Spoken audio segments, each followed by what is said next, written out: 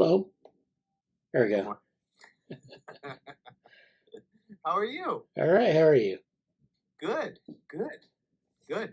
Yeah, it's been working on stuff. Thanks for recommendations. Much appreciated. Oh yeah, I did send them out. So I saw that. Yeah, yeah, that was really great. How was your holiday? pretty well. We took a break. I know we all did. Some of us, anyways. I mean, from our lab activities. Right. Yeah, I think we did pretty well here. So, and I'm ready to, I guess, tackle the new year. Yeah, because there's a lot coming, right? I mean, Google Summer of Code stuff Yeah. for one. I'm interested in taking the project management course. I don't know. Yeah. Well, I'm getting that ready. Right. I'm teaching it in person. And then I'm No. teaching it I'm making the materials available through the lab. So Oh, that's great. I'm Okay. not sure how we want to do so it's basically the schedule, and then that schedule we run through it. I'll publish the lectures, and then we'll do like some sort of I don't know. There are a couple activities in the class. There are 2 quizzes. I mean, these are things that though. Right. And then a paper, which probably isn't also of interest. So it's but I'll distribute the lectures, and maybe we can Great. discuss them. So yeah. Great. Yeah. No, it's funny. I already got the book, and I've been looking through it. It looks really, really nice. Just written in a really nice way. I forget who the name Ben What's his last name? Cotton, maybe. Yeah, that's what I thought. Yeah, I was like Cotton. That can't be right. But yeah, but it sounds interesting. Yeah. Yeah, and I've actually started working with another UAlbany person, who's I think he's an information science PhD. We're working on a computational rarity computer, because he's kind of interested in curation, and I guess most tapes that are out there in the world have a deadline of 2025 before they basically disintegrate. Oh, really? That's kind of, yeah, archivists are starting to say, hey, we really have to like digitize all this stuff or else it's going to be gone forever. So that's his main thing. So I'm helping him build out a web tool that will enable people to kind of score their materials and their collections using a computational model of rarity. So it's super fun. We're having a ball. Yeah. That's great. So they're supposed to disintegrate? Yeah. Is it like just the age of the tape, or is it what the code in the tape is? I wish I knew more about that part of it, because he's mostly interested in the information and kind of how to maintain a collection. I haven't seen anything in the papers he's been sending me that goes into the technical details. Oh, So I'll have to figure that out. But yeah, yeah, I have that same question. I'm always like, what exactly is happening? Is this really true? Oh well, computational models. Yeah. So yeah. Well, Amanda, how are you? Right. I'm doing well. How are you guys? All right. Yeah, we already met with the Cognition Futures reading group for this year. So we met this past week, and we did. We were just planning our activities for the coming year. So, any thoughts on that, Amanda? Any further thoughts? I don't think so. Okay. I'm looking forward to it. I think at the next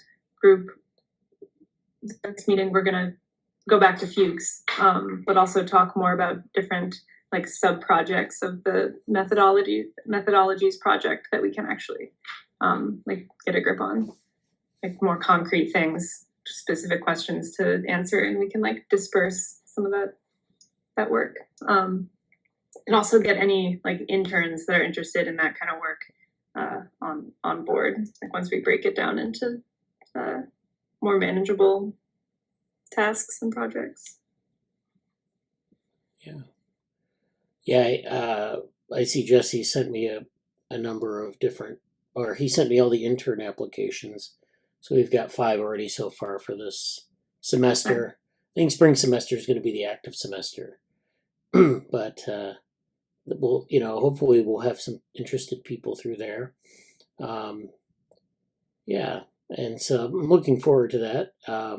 We did discuss like getting a little bit deeper into the sort of the methodologies, as like fashioning some sort of thing out of the methodologies work. So we've been working on these books, and we've been seeing how they intersect, and we've been bringing things in from different places, and then now we need to kind of boil this down to like some things that we can do with it. So, I've I know there are a couple of submissions that are coming up. The CogSci conferences for papers, I think, is February 1st. I don't know how tight that is. I mean, that's a couple weeks, and they usually want a paper, but there are other opportunities as well. Well, so would we write a paper for that? I mean, in a couple weeks. I mean, that sounds kind of fun. Like I'd be willing to try it, at least, if only just to throw something against the wall and see what sticks. Yeah, I mean, we could just do it to see if we could get something out. Like the chances of getting accepted might be rather low, but you'd have something at the end. Well, I mean, if people want to put their thoughts together in a shared document, we could do that too. Just kind of put maybe an outline together, and then see what we can do with that. Because the problem with some of these things is you talk about things like we've talked about in the meetings before. You talk about things and they kind of go away, and then you come back to them, and they're just kind of like these talking points, and they're not on paper. You don't have an outline around them. Then that's really what you need to get, like say a paper or presentation is really the outline.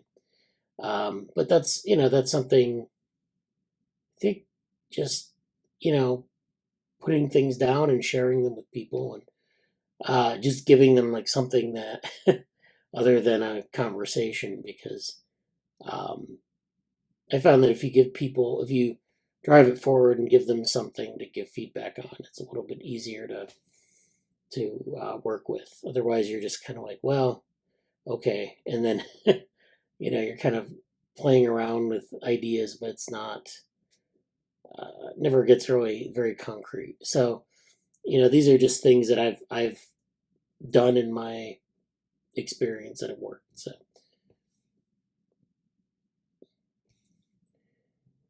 So yeah, it would be interesting to get an outline together for such a paper, and also to kind of get our Cognition Futures stuff kind of wrapped up.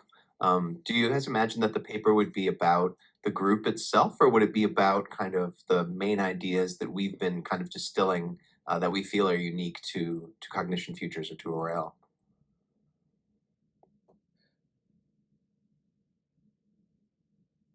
Well, I guess probably just the idea. Well, I don't know if it's the ideas that are unique to us. I think we just make an argument and write it. Like, do we want to introduce some new methodologies? Do we want to make it about like several methodologies that we think are good for this problem that we pose in the paper? So we've talked about like phenomenology awareness, things like that. So there's a question there, and we talked about some questions at the meeting that Jesse had posed, and we had in the document. There were like 4 questions, and we can take off from one of those, I suppose. So we already have the question, kind of a raw version of it. Maybe make it a little bit more specific, and then just write some points, things that we've done, of course, in our group. So it'd be specific to our group, but that's sort of our solution to it, and then go from there. Great. Okay. Yeah. Just trying to think of the best way to like, be like, okay, we're gonna get a Google Doc, start putting stuff in there. Like everybody starts doing it. Is that the best way to move forward? Well, I think if you want to do it in terms of notes or something, we can do it in one of the Notion docs. Okay. And then we can just put it into a Google Doc later when it needs to Great. be more structured. Not sure Okay, if great. you have access to the Notion doc. Well, any one Yeah, of I the do. yeah, okay. Yeah, I do. I always have some weird issues with it. I'm always kind of like, what is this? What's happening? It kind of like, my brain still hasn't gotten there yet. It's still kind of like, why isn't this just a Google Doc? I'm confused. But that's on me. I'll see if I can dig more into it. Right. But I have a lot of time this month because I'm kind of in between graduating and getting a job that's more substantial. So I have lots of time this month. So if we want to write a paper, this would be like the ideal time for me to put a lot of work into that. Okay. Yeah. Yeah, that sounds good. I can type up the notes that I have and we can talk about them at the next meeting on Wednesday. Okay. Sounds good. Okay, I think Jesse was going to be here. If you go to the general channel, he has he put a Notion document in the chat. So if you, the general channel here, I'll just put it in the chat. And this might be another place to keep notes for things. All right. So yeah, so this year I didn't come with a grand plan for what we're going to do this year, but I did want us to think a little bit about what we want to do this year, what kinds of conferences we want to submit to, or articles we want to write or whatever, and maybe be more intentional about what And we always use that New Year as the arbitrary marker for I'm going to plan to do these things and see how far you can get. I've never been a huge fan of New Year's resolutions, but it always serves as a time to kind of refocus things and make sure you're going in the right direction. So I encourage people to think about, where we want to go in the next year. We did at the end of this last year, we did get a lot of good open house videos out, and so I think that'll serve as a pointer to things going on in the group. And we can add to that playlist as we want. If people want to contribute things to it, or if you don't, it's fine. But if you do, we still have it open, so that invitation is extended. I also want to plan for sometime this spring.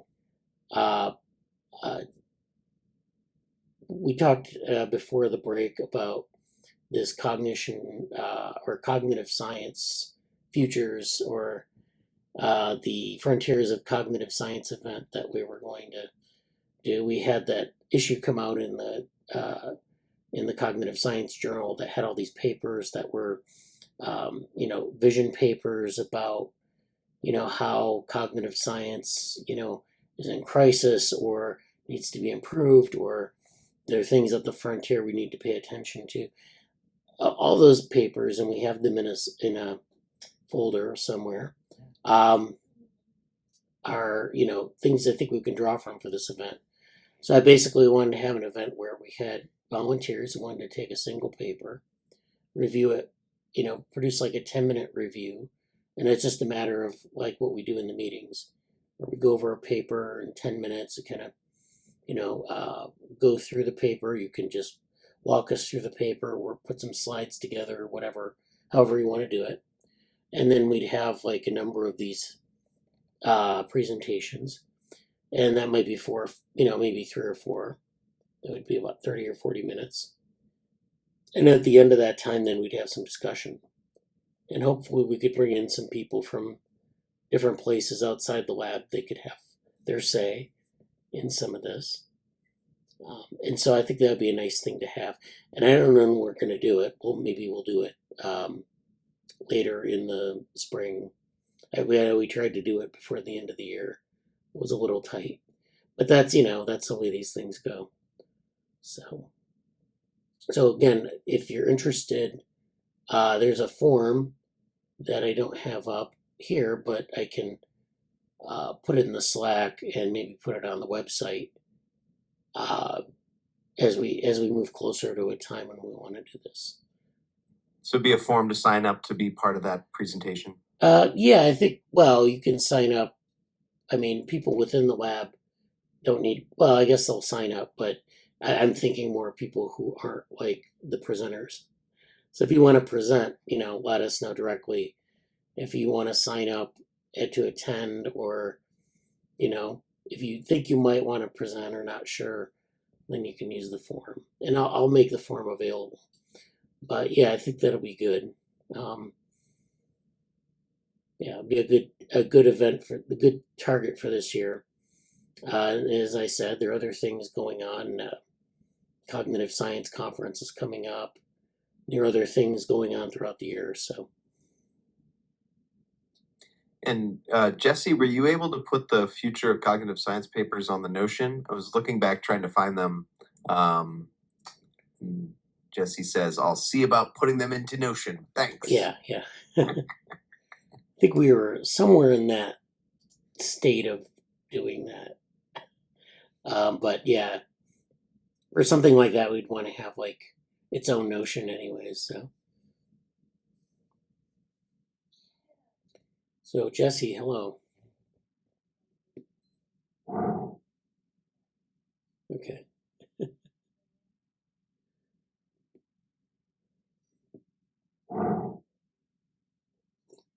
I don't think so.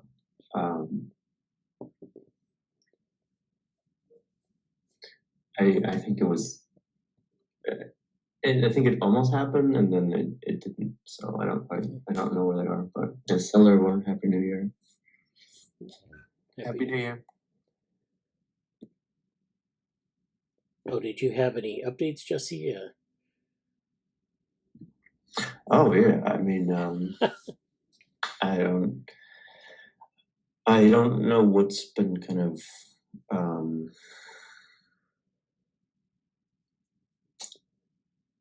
referenced so far or not, but we had a nice sort of planning meeting with the Cognition Futures group. More about that, more. So there's some things for you specifically, Brian, to talk about that I won't mention in this meeting necessarily, for a variety of different reasons and timing and other stuff going on. But in general, I'm looking forward to this year. I think some of the takeaways from that were breaking down our kind of where we are and putting it into sub projects or some more discrete chunks about what we're doing. So we have the reading group, and that's going really nice. But as far as like Cognition Futures as a whole, and the methodology project in specific, there's I think we kind of went over the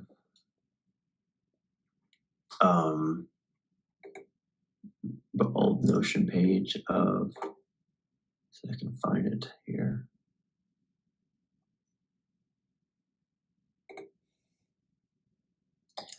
So yeah, I'll share this here. So this is slightly, let's say, where did you guys just go?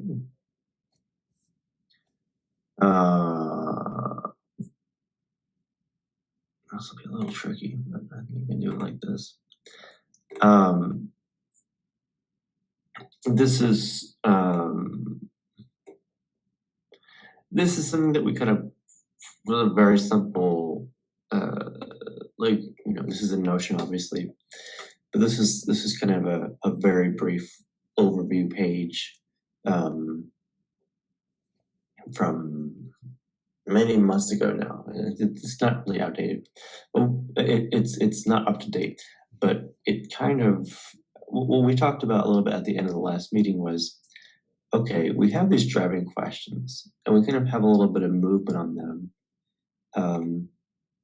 We have these 1, 2, 3 questions, which kind of, there are different ways we can relate to them. Different ways we'll be able to maybe make these a bit more discrete. That we have, what is the movement in this area? But also, I think at the next meeting, I would like to kind of go over these and basically refine the questions if possible, and try to be pushing things forward on these fronts of let's sort of, catalog nicely the candidates. What, as we're going forward, what can we use for, how are we going about the evaluation? The technologies one is a little bit different in that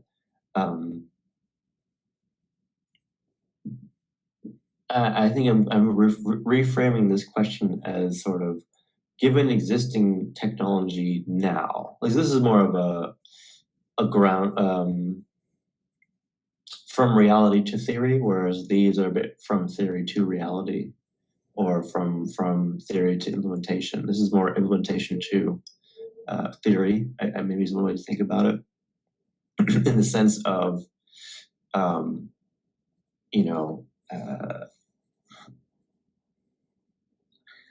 for this one, I may be looking at some existing technologies and seeing how they can fit into things here.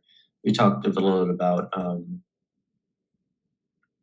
like consumer grade, consumer things that are more available now, like consumer related EEGs,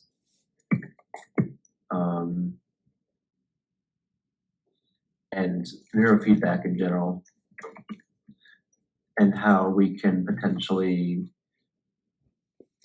incorporate that into what we're doing. We have this sort of project vision here. Oh, one thing also is just like writing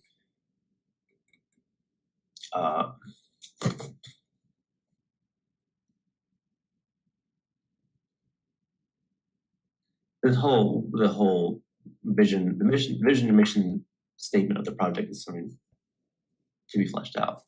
But these are kind of, the first three here are sort of these questions that I think we're kind of refining, and we had a really nice discussion about that, and I want to continue that discussion next time, both in the group, but also with like in Cognition Futures in general. And the final one, I kind of reorganized this one a little bit and moved it down here. This feels like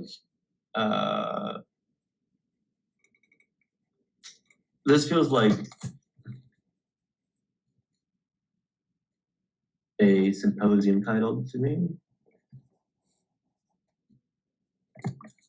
Or what I mean more here is like, this is a giant question, right? This is like a big leading question. And this is like, oh, we could have this be a symposium or a discussion group or something like at the International Workshop on Embodied Intelligence, maybe something at CogSci, or like this is, I think this is not quite the same. Is a valuable question, but it's not quite the same as, this may be something that a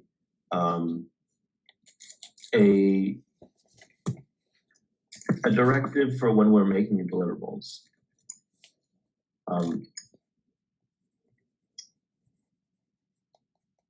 In that this could be a format. A lot of the outcome from the project could be put into this question as a like, oh, here's a section in a paper where we're talking, oh, well, how do we best study or understand embodied intelligence? Like that could be like a part of the background, or a like if we're doing a broader like field finding paper, we can like a lot of what we're doing can fit in that like our area. And I think it's kind of useful to kind of start seeing like what's the different like purposes of the questions. How do I think about the questions? So there's more to go into all of those things. It was a nice discussion. Amanda had a lot of really good points about conceptualizing some things and basically framing stuff, and she talked about kind of her own. I think you can jump in here, Amanda, but like you kind of mentioned like how you were thinking about what is your vision for the project, or how would you write a mission statement, how would you categorize, summarize what we're trying to do, and where to go next. and that led to some like useful ways of thinking about things. So that was good too. So yeah, one way of thinking about it that I found fruitful was splitting it up into, so we have like the descriptive project, which is just what methods are out there. Then we have the evaluative project. Well, how good are they? And then the prescriptive, which is like what, that one's more like philosophical, like what methods should we be pursuing? What are the standards by which we're trying to evaluate these methods? So, and all of these, like these three things are inseparable. So there's the project of like developing the standards of evaluation. There's a project of evaluating the methodologies we encounter. There's the project of explaining why we think particular methodologies are fruitful. So all of this has like a philosophical foundation, and this gets to the question of embodied intelligence and how we best understand that. Like if we are all on board with thinking that a methodology would have to rest on certain assumptions about embodiment, then we need to like articulate what those are and defend them. So I wrote some notes and I shared a screenshot in the Slack, and I think that's the best I have right now. So I was trying to illustrate like how the three projects are. We kind of just have to start one, and then we'll end up having to do some of the other, and then we can't just like complete one before moving on to the next. If that makes sense. Yeah. Oh yeah, that's great. I just see them in the notes now too. Yeah, I think that's a nice way to put it together. I see you're enjoying your iPad, which is great. I'm trying to more of that too. But yeah, if it's I tried to write down some like entry points, like some projects where we can dig our feet in. I'll put that on here just so people can see it. And also one thing that kind of came up from that is, whoops, where did it go?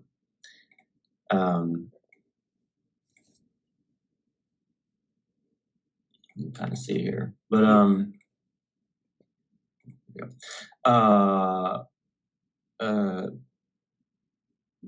setting a bit of time aside, and I think this is sort of if we wanted to do more than the reading group meetings, we can.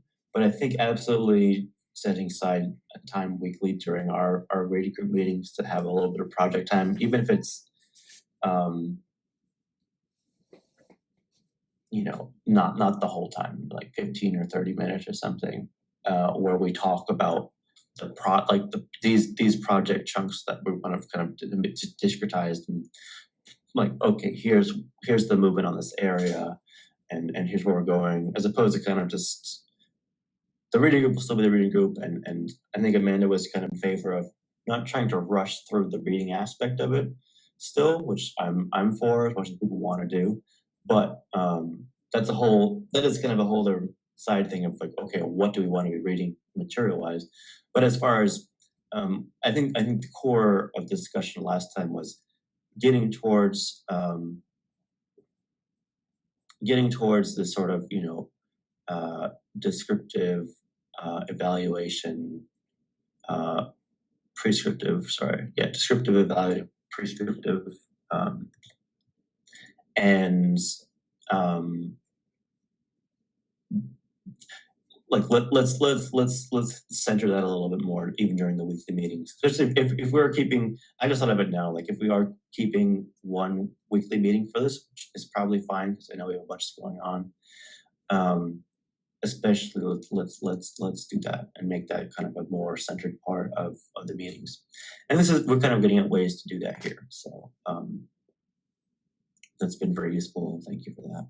Yeah. Looks great. Yeah, I look forward to working on that. I'm glad to see we have some, you know, bringing together the outline, as I said. That's really the way to do it, and then working from there.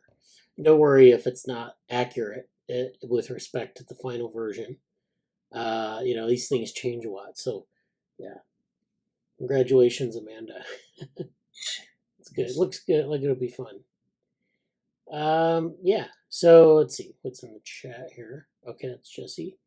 So yeah, thanks Jesse for the update. I mean, there's a whole bunch of other stuff too, but I don't know what. Well, even just looking at I'll just look at things that I put on. I don't know if everybody else kind of yeah, go ahead. Went there or not, but for today's meeting, here's some.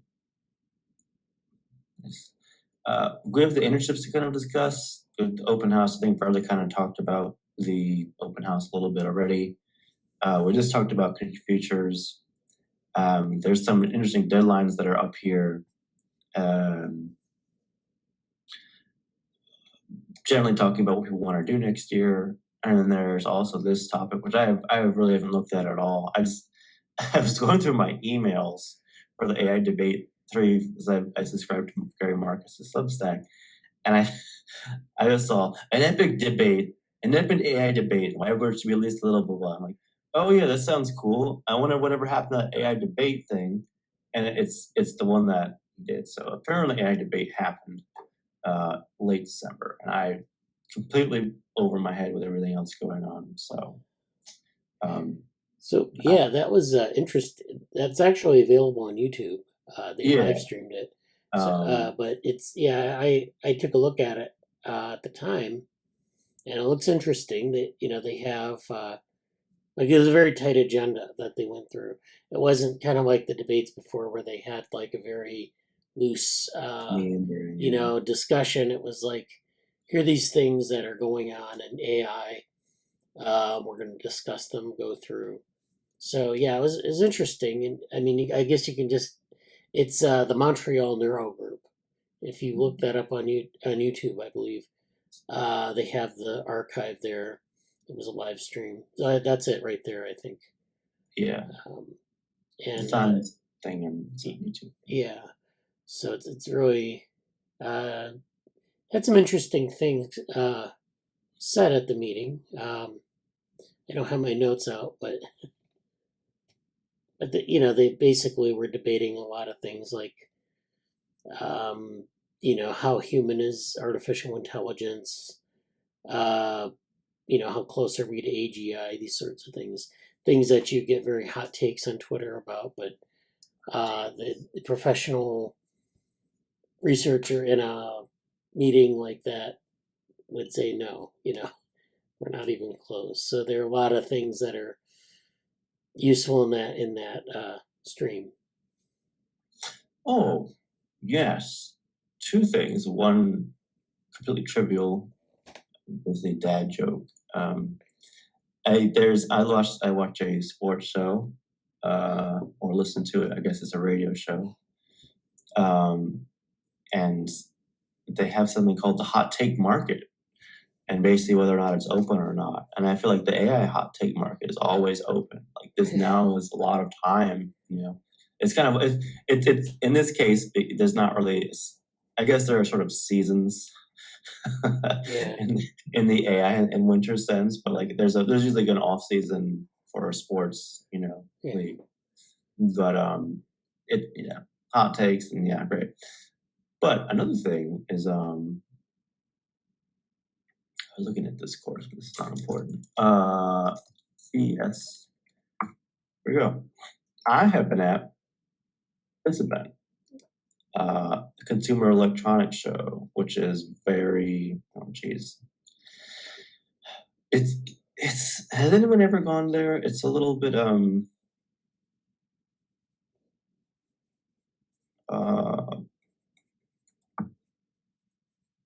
I mean, I've heard of it. I've not been there. It's very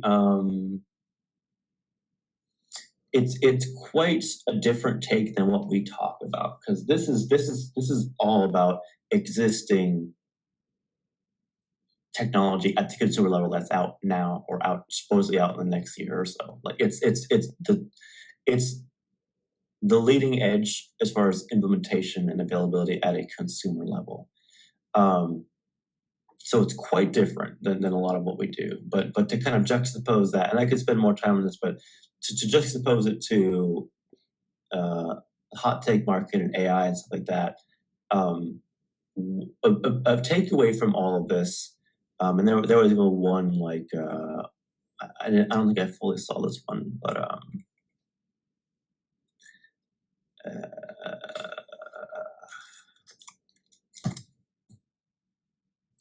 So is this live in Boston or is this in? no, Las this Vegas? is live from Las Vegas.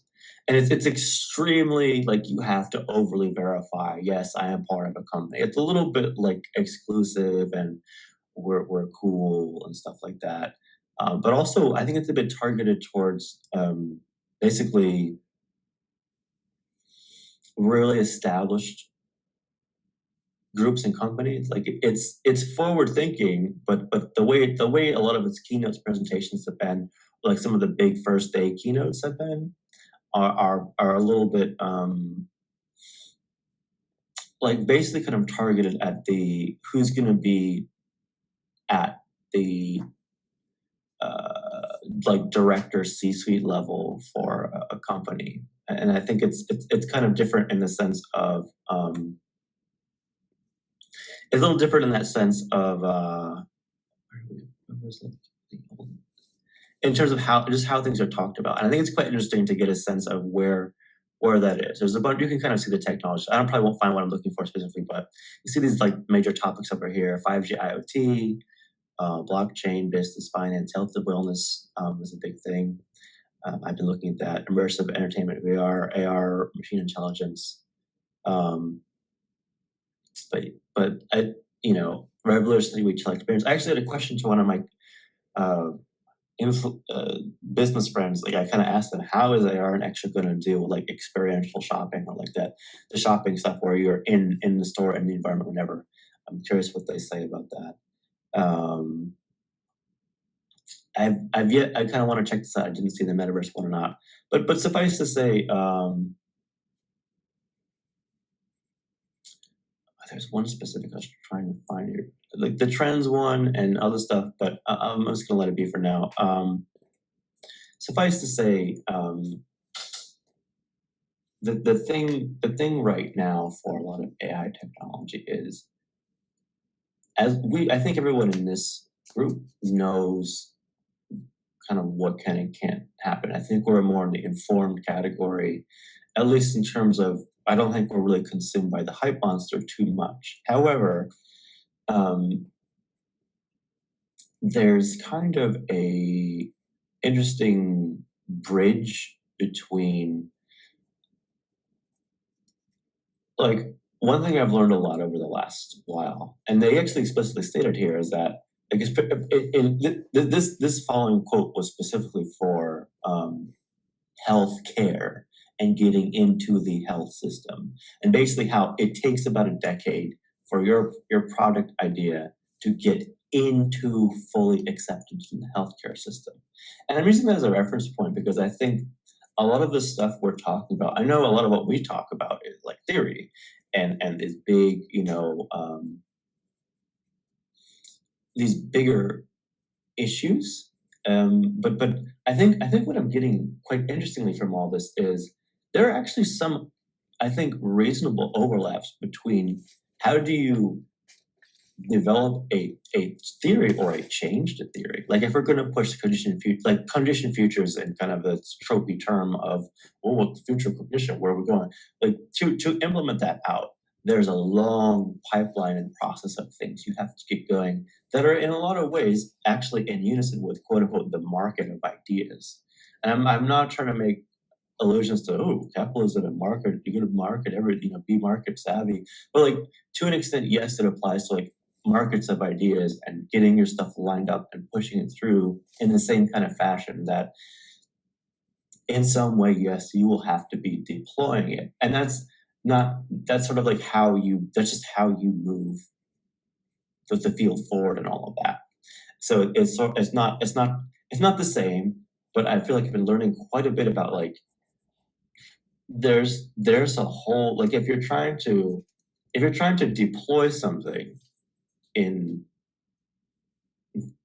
in technological, you're trying to get technology into people's homes or to whatever client market you have, there's this sort of process of getting an off-ramp into whatever the existing situation is, into adoption, into maturation, into refining it.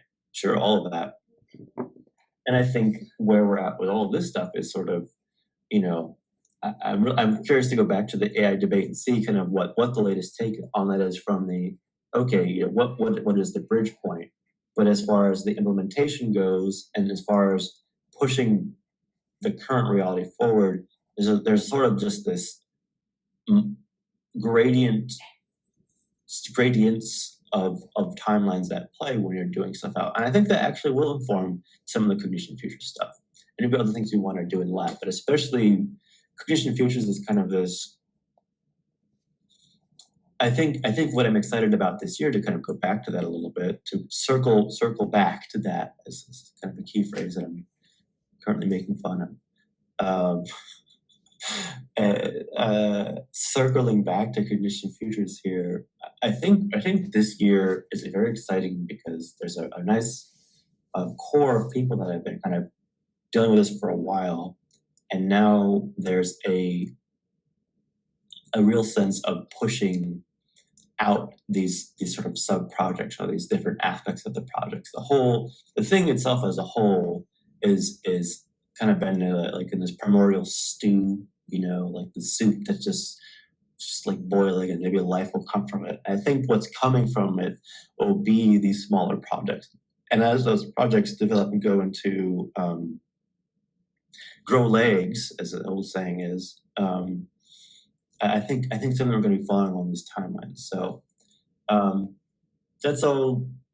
We'll kind of step away from that discussion now and maybe go back to the notion. But I don't know. Anything you wanted to kind of mention about all that, Brad? I covered a lot, but I just kind of. Well, yeah, I think that's interesting about the timelines, and this is something we can think about in terms of methodologies too. Is that there are a lot of things that are different stages of maturity. So, a lot of methodologies in cognitive science and in neuroscience have maturity curves as well. Like there are some that are just kind of emerging. There are a lot of imaging techniques, for example, that are just kind of emerging, or they're kind of there, but people are trying to figure out how to use them experimentally.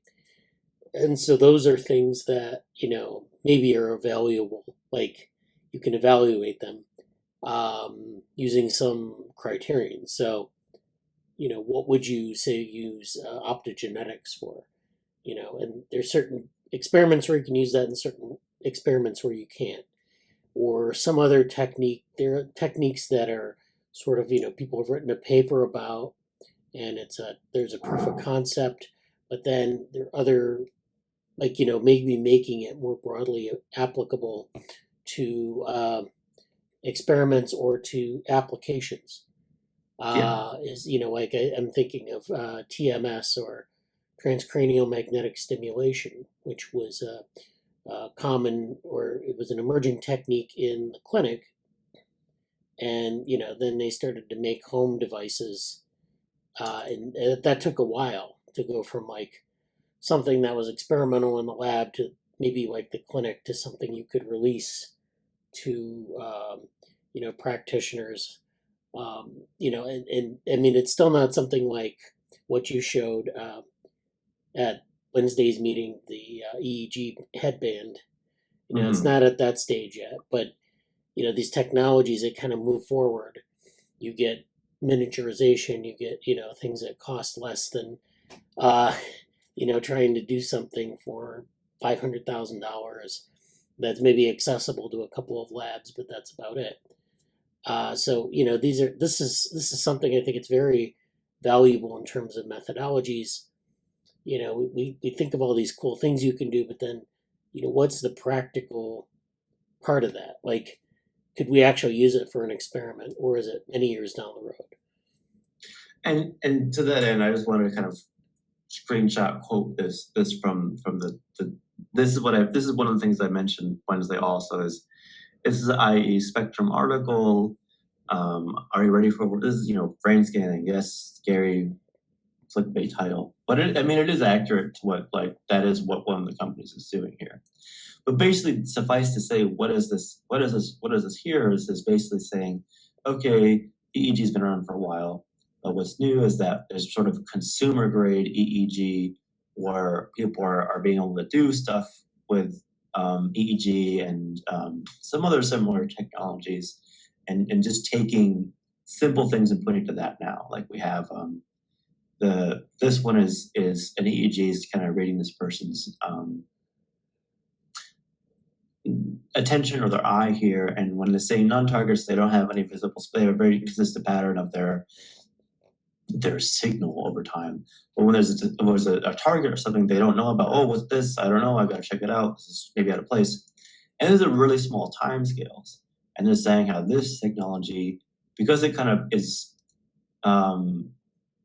we talked about writing to the body at the Augmenting Brains conference. It's kind of like directly reading from the body as opposed to making this a bigger cognitive task.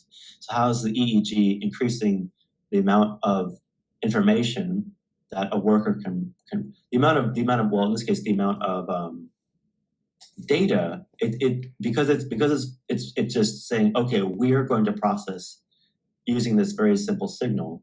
We are going to process this signal in your brain such that your cognition doesn't have to decipher it. It just has to indicate, kind of like enhancing the vision of it and going from, in this case, when you're noticing something different, it's gonna show this different kind of reading here.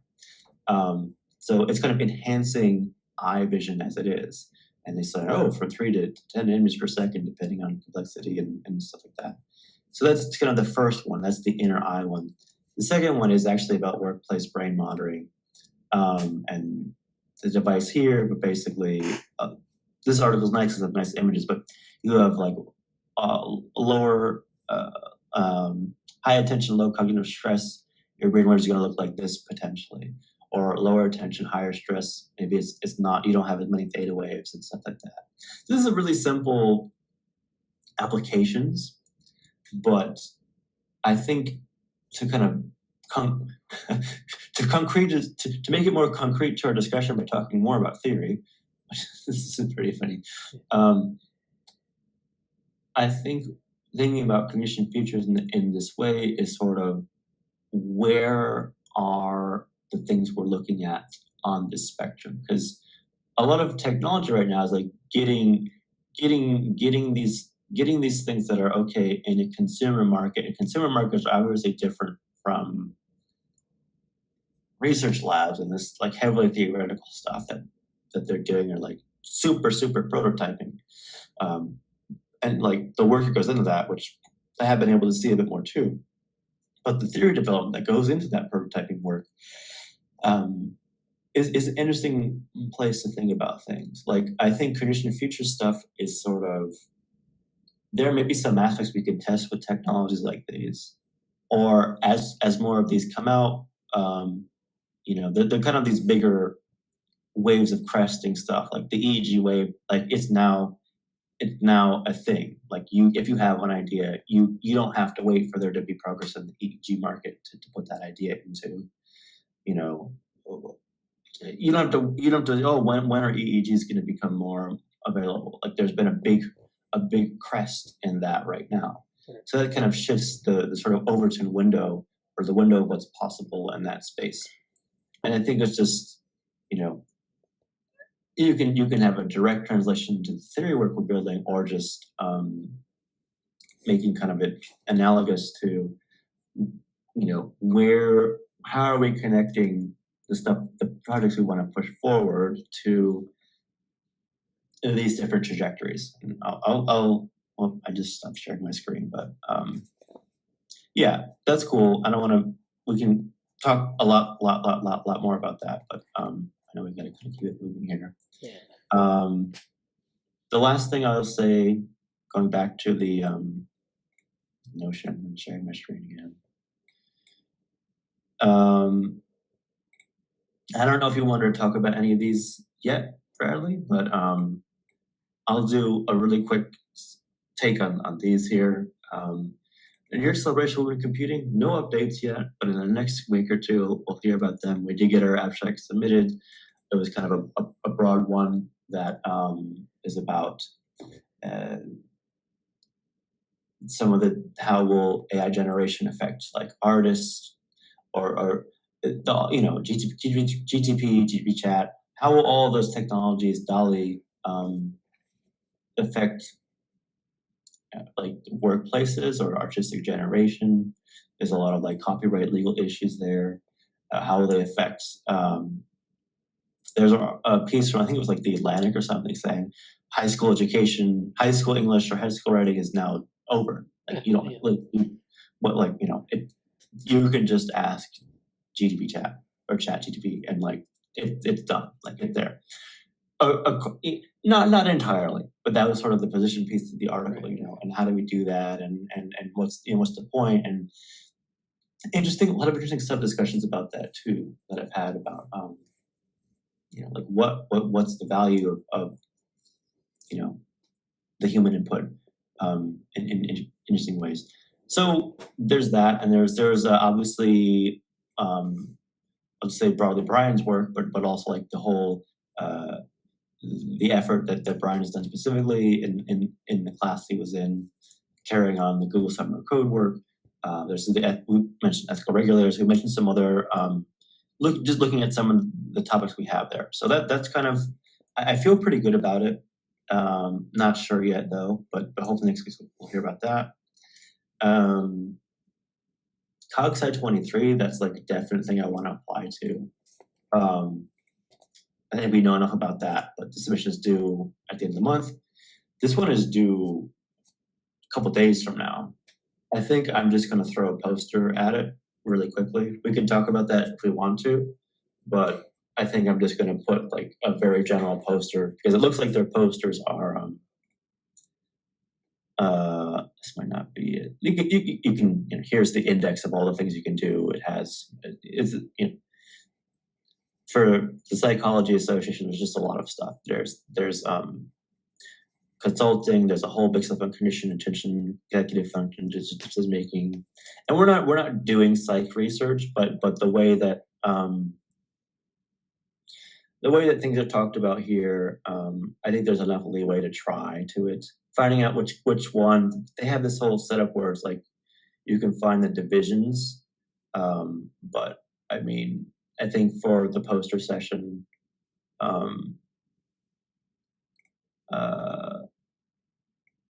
just to kind of put something together a bit quickly and put an abstract in a few days based on what we already have. It's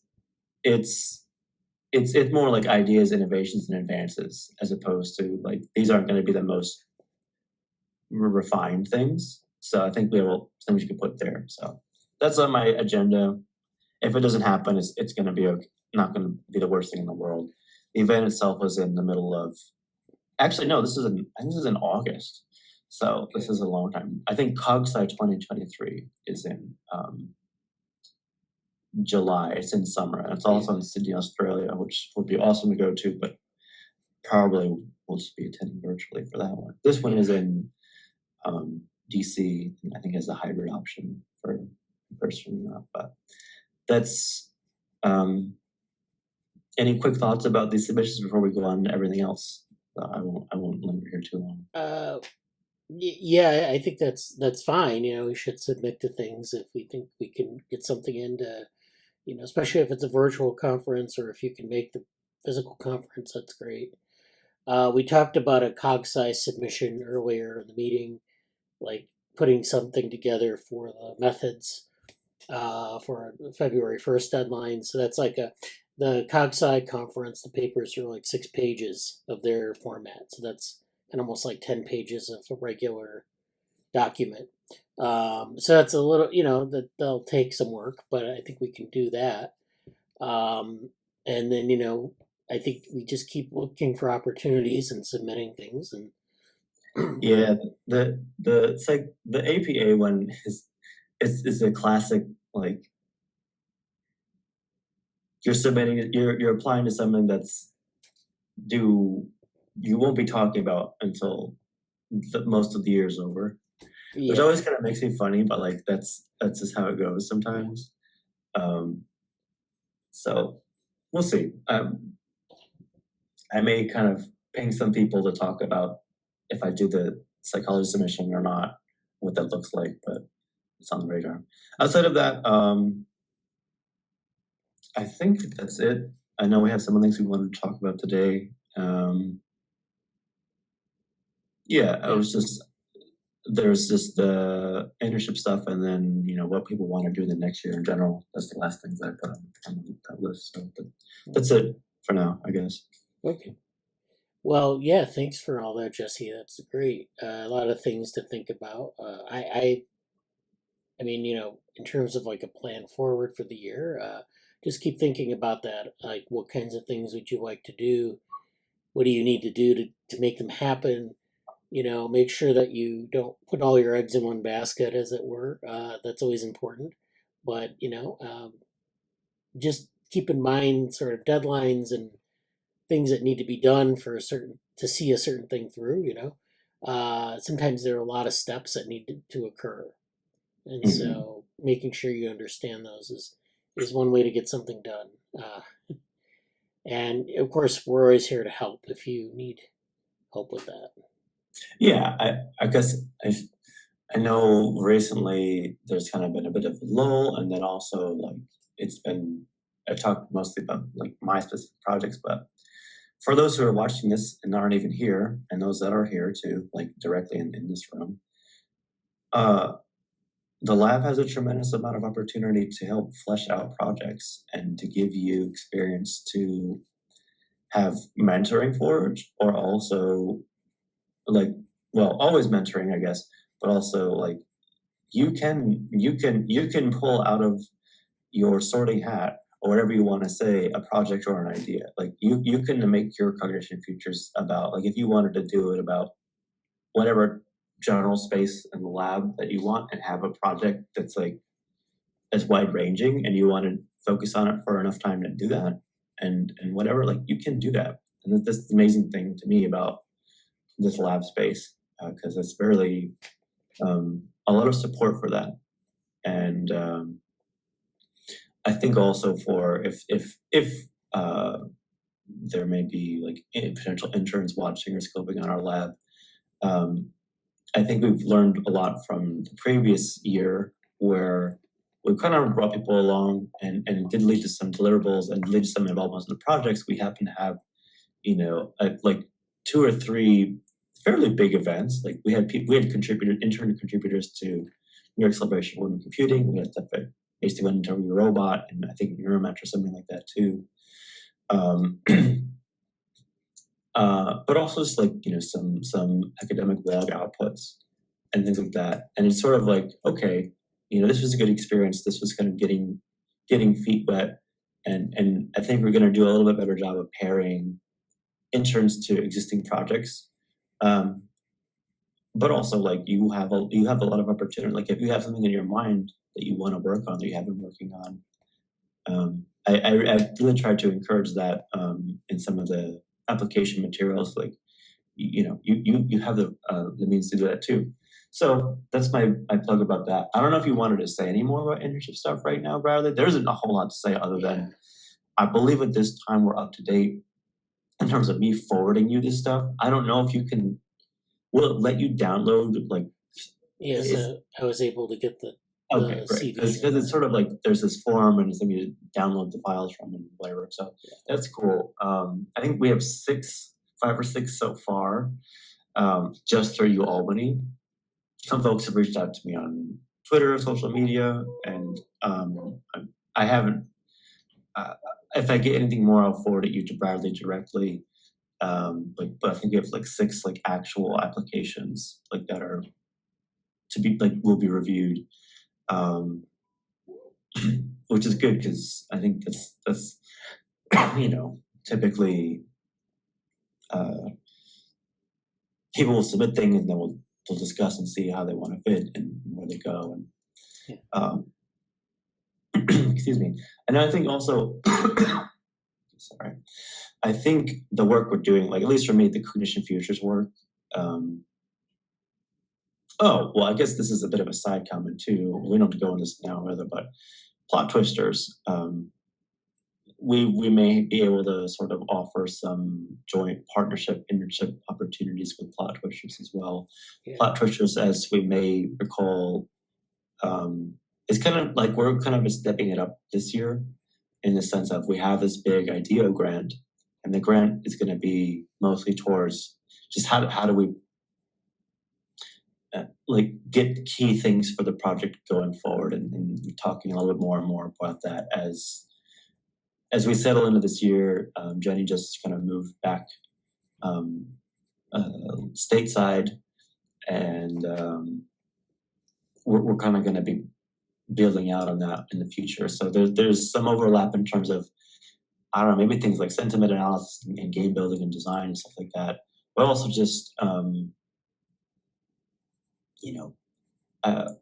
other like conceptual things too. So potentially there's room there, but between plot twisters and Cognition Futures, I think there's going to be some really specific opportunities to get like really tailored internships, whether they happen through Albany or not, but like specific call for proposals for, hey, if someone wants to help evaluate internship or evaluating, methodological processes, or internship for like like some of the testing technology stuff or whatever. Like there's, as all that continues to crystallize, the specificity of which we can find help that we need to push them forward, or at least say, here's a call for involvement or something, will be good. So that's exciting. But that's all I have for the internships. And I think I really look forward to this year's version of it too. Yeah. And thank you to all the past interns as well. It's been, I did update the I'll just show this for the sake of showing it quickly. I did update the intern page. If you want to add anything to your stuff, Brian, you're welcome to do it. It is all a little bit preliminary, but I just have this picture here, and I think I fixed your name there, which is good. But I put some of the reflection pieces. I put some of the venues. I'm gonna put a little bit more here too. But this is just kind of a general space for this.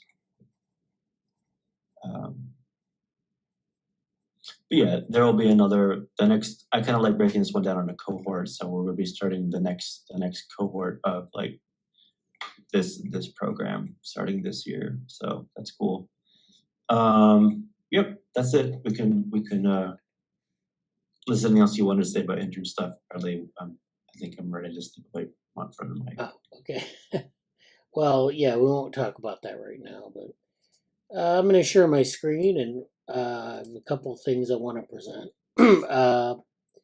So the first thing I want to talk about, GSOC projects that are coming up. I spent some of the holiday going over, like writing up some of the projects for this coming year. So we have that. And then I have some other things that I've kind of run across that I'd like to talk about. So this is the first thing that, you can see my screen, right? Yes. All right. So the first thing I wanted to talk about is this. This is Jürgen Schmidt-Huber, who is, he's been doing AI research for many years. And he put together this reference here. It's more of a historical document. And this is The Road to Modern AI, Artificial Neural Networks up to 1979. So this is like a very deep historical view of the things that we kind of take for granted now. So it goes back to Leibniz in the 17th century. And then Ising, who's a physicist, who did a lot of work with Ising models and their actually inspirations for neural networks. Alan Turing, of course, did some work with neural networks. They didn't look exactly like the kind of neural networks we use today, but this is, another inspiration.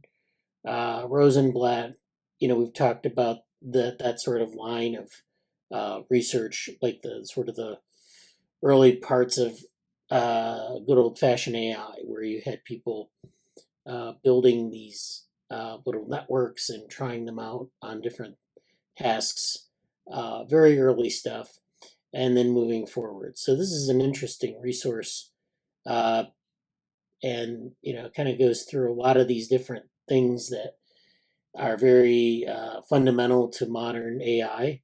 Like, for example, the chain rule for backwards credit assignment. This actually goes back to Leibniz, according to Schmidt-Huber.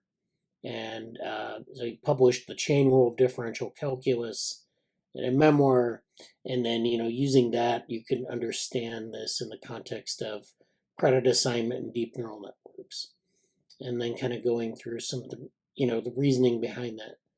So that's a very nice resource for looking at the sort of the history of this, thinking about these different parts. So this is 1920 to 1925, first recurrent network architecture. So at this point in time, people weren't thinking about neural networks as we think about them today, but nevertheless, people were publishing things that were relevant to what would come later. And so, I like the way he's connecting with this deep history. Sometimes it's not so deep, like 1958 wasn't that long ago. Sometimes it's very deep, as with Leibniz. But, I think it gives a lot of context to some of the things we talk about in this area. So, he actually goes, talks about hardware. He goes back to ancient Greece and some of the astronomical clocks that they used then, and some of the first programmable machines. Actually, it says perhaps the world's first practical programmable machine was an automatic theater made in the 1st century by Heron of Alexandria, who apparently also had the first known working steam engine. So this is some of these different techniques, and of course, there were mechanical computational devices before we had silicon electrical computational devices. So it's kind of interesting going back through this deep history. So I think this is a nice resource here. The second thing I wanted to talk about is this. It's a interface, and I was thinking about this in terms of the sustainability auditing tool, but this isn't exactly that. It's something maybe a little bit similar in the sense that this allows you to take open source software repos and get an account of how popular they are. So you have, like, for example, you can search a repo here for a developer, and you can see some of their projects and how popular they are. So this kind of goes through actually by language and by all languages. So these are trending repos. So for the past 24 hours, these repos have gotten, over 200 and some stars, 36 forks here, 15 forks here, and so on. So Stable Diffusion comes up here. This is Carpathy MinGPT. That's working GPT. Actually, I think this is the minimal PyTorch reimplementation of the OpenAI GPT. So you can see that, you can find sort of the trendy repositories, sort of what's trending in open source, in that open source space. And like I said, this isn't actually at all like the auditing tool, but it does give you some really interesting insights. If you're thinking about like statistics, actually going back to our discussions last summer, we talked about a broader program of finding statistical summaries of open source projects and how to evaluate those. And I think this is one good way to do this, to have a tool where you can evaluate some of these statistics and get a sense of what's going, what's popular and what's not, or what's really kind of happening in the space and what's not. I mean, eventually you run into the same problem you do with academic citations and academic evaluation, which is if I come up with something like an H value, that's something that is, relevant to some things. It captures, publications, it captures citations. It doesn't necessarily capture everything that's worth, when you talk about like the value of research or the quality of research. Those statistics typically aren't all encompassing. You come up with a statistic, it has a certain use, but then you can't use it necessarily to say, to be an all-encompassing measure. And so it is with these sorts of things.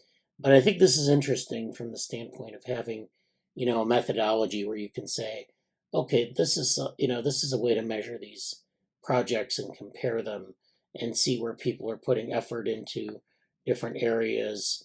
Of course, they have pull requests here. So there's a summary of pull requests. The Stable Diffusion Web UI repository actually has 9 pull requests open. This Colossal AI repository, which is a unified deep learning system for the big model era, has 21 pull requests. So you can see where people are putting effort. So I think that's, I wanted to know if anyone had any thoughts on that.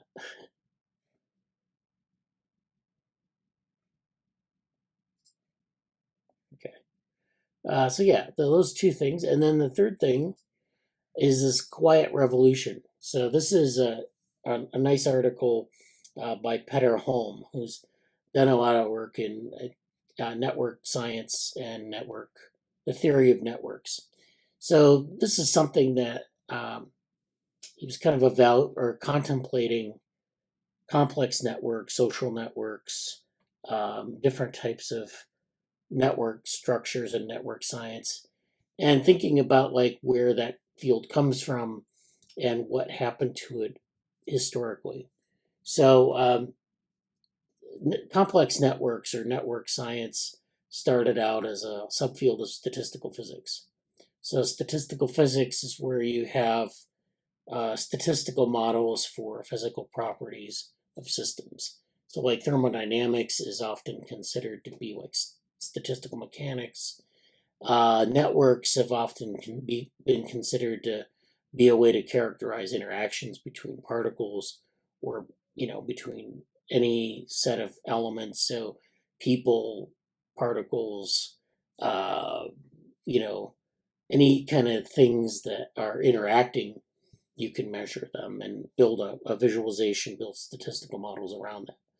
So that's where it comes from. And of course, we know kind of people are familiar with networks, I think a lot of times through thinking about social networks, but it actually comes from statistical physics and that area. So the abstract here is, soon after networks became all the rage among statistical physicists, the field turned away from the home turf of complex system science. This blog post argues for considering network science as distinct from complexity science. All is sketchy and subjective from the viewpoint of the statistical physicist jumping on the complex networks bandwagon.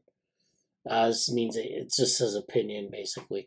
I can think of many good or counter arguments to what I write, so don't be upset about it. Hopefully it gives you a new perspective. So he gets into the idea, or there was a sort of a watershed for complex networks in the late 90s. And if you're familiar with the work of Barabasi, he was he came up with a lot of the first popular conceptions of network science. And then, of course, Watson Strogatz published a paper in Nature as well. These 2 papers were really this thing that set network science off into its own field. So it launched this new field. This is Watson Strogatz is where they propose small world networks. So if you've ever heard of the term small world networks, that's where that comes from. And then the idea of scale-free networks comes from Barabasi and Albert in '99. So that's when they started to kind of characterize these network topologies as things that are have statistical properties. Small world and scale-free refer to connectivity. The small world effect, of course, is known from prior work on looking at how many steps does it take to get from one person in a network to another, or one thing in a network to another. that's sort of the 6 degrees of Kevin Bacon idea. That's very popular. It's from the popular conception of this, but they kind of worked this out in this paper and found the mathematical properties of it. The same thing about scale-free networks. Scale-free networks are networks that don't have any characteristic set of connections between nodes or any characteristic length of these paths. So you have these small world networks where you have relatively short paths across the network. They have a certain structure. They're usually somewhat hierarchical. You go from one edge of the graph to another through what they call hubs or centralized, highly connected nodes. And scale-free networks are networks that have no characteristic length scale. So it's not always the same length. If you try to go from one part of the network to another, it's always, there's always going to be variation there because there's no, the network isn't, it's not random and it's not highly regular. So it's somewhere in between those. So those are the kind of observations that people started to make about these networks, which were generally very obscure beforehand, and also had ties to graph theory, which are interesting, but they kind of broke away from graph theory as well at that point. So he started his career at that point in the late 90s, and it felt apparent that network science was a topic under the greater umbrella of complexity science. Small world networks embodied the complexity maxim that interesting stuff and the world itself happened between order and randomness. So this is this idea of, and it's not something that's regular, not something that's easily predictable, but it's also not something that's totally random that you can't ever know anything about or predict. I mean, people would argue that maybe you can predict certain aspects of randomness, but this was the big insight, was that these networks not only captured a lot of interactions, but they captured these sort of regimes that were between order and chaos or order and randomness. Name checking the then buzzwords power laws, universality, and emergent self-similarity. So these are all terms that were used at the time. Power laws were a way to assess the sort of connectivity of nodes. You would build a graph where you would have go from the most highly connected nodes to the least highly connected nodes, and there was usually a distribution of nodes. So a power law graph is something where you have a graph, and it's usually a log or log linear graph, and it looks something like this. This is the massive points within this space. This is the trend on the graph. And it's usually, the idea of a power law is that you have this regime of the graph, or the nodes that have a lot of connections, and they're relatively few nodes. So this is the number of nodes in the distribution, or maybe the rank order. People can maybe do this in different ways. A number of nodes. So there's some sort of, you can make bins that are the number of nodes. So this would be maybe 10, the top 5 or 10% of nodes in the network. This is the bottom 50. And you can see the trend here, which is that this is a high degree of connectivity. This is a low degree of connectivity. So basically most of your nodes aren't very highly connected, but a small proportion of the nodes are. And this is a log transform, so if you had it as a non-log transform, there would be a nonlinearity. It would be strong in the graph. So you can see that there are these statistical signatures that accompany, so analyzing these networks. And that was really the power. And so you could see that there buzzwords like power laws, this soon became a buzzword because people would find power laws in everything, and maybe it wasn't appropriate in terms of analyzing the phenomenon, just something that we would say, oh, there's a power law in nature, that must mean that there's a network that underlies it and all this. So people would make a lot of pronouncements like that. Universality, meaning that you can say a lot of things from, if you find this sort of structure, say in a social network or in a physical network, that it applies across all sorts of systems, which is, typically sort of the business of a lot of complexity theory in general, but is also something you have to watch out for, because you can say that something like a methodology like network science applies across different domains, but sometimes they don't apply evenly. So there were a lot of buzzwords that were thrown around. There was this idea of self-organized criticality that happened in the 90s, which involved this idea of self-organization happening sort of all at once. There was like a critical state where things sort of emerged. And, we've talked about the sandpile model before in earlier meetings, and this is one of the hallmarks of self-organized criticality, where you have these avalanches on a sandpile as it's being built. And those events can be analyzed through the lens of a power law, and it tells you something about how structure emerges in a system that's actually the product of a random process. So this is actually interesting, that in the history of this field, so in the late 90s, you had this very strong tie with complexity science. And then it started to change. And so after some years, the complex prefix became less frequent. For me, a turning point was when I heard from Mark Newman, who's a big name in network science. He's at the University of Michigan. He does a lot of social networks, other types of networks. And maybe in early 2005, that his forthcoming book would be called Networks, not Complex Networks. And so, okay, I thought it's great if we could gather all network science into one field. Ditching complex seemed like a worthwhile sacrifice. I didn't notice that the complexity science mindset was complemented, almost replaced by another of the big ideas of the 20th century, and that's structuralism.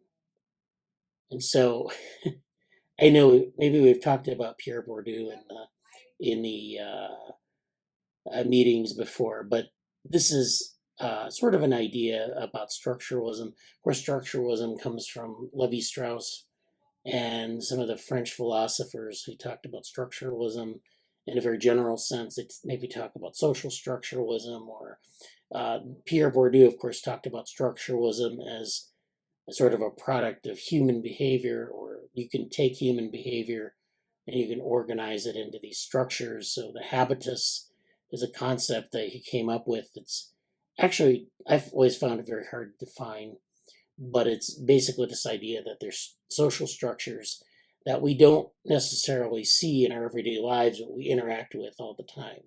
And those structures then inform how we behave and how we generate classifications of things and how we think. So it's an old idea. It's something very 20th century. Nowadays, everyone talks about post-structuralism, which is quite different. But structuralism was kind of an interesting parallel development that started to merge with network theory. So just like network science, the development of structuralism didn't follow an obvious path, and some of its components were independently discovered in different fields. So in linguistics, of course, structuralism was a big deal. De Saussure realized that the signs communicating meaning in a language are arbitrary. And so if you've ever seen the meme, this is not a pipe, it's a picture of a pipe that says, this is not a pipe. That's one of the ideas. And the idea is that, you can have these signs, like these symbols, and they can mean anything. So a pipe could be a pipe, or it could be something else. It could be like it could mean a vehicle, if it's in the right context. And that signs or symbols get their function from social conventions expressed in their relation to other signs. So, in another culture, a pipe might be something very different. It could mean anything. It could mean it could be associated with a religious ceremony. It could mean something to do with God, right? It just depends on the context.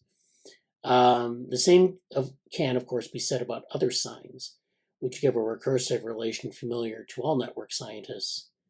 Function comes not only from the neighbors of a node, but indirectly from the entire network. So that's an interesting concept that, in network theory, we talk about, well, in causality or in statistical analysis, we usually think that one thing has an effect on another, right? And that's how we kind of assume that, something has an effect, as we say, if the two things are related linearly. But actually, in network science, it's a little bit different. You have direct connections from node to node, and those things, if there's something happening here, it gets transmitted down to this node, there's an effect. But you can also have things that happen in this node and then affect what happens in this node, and then further affects what happens in this node. So it's a very indirect, nonlinear path.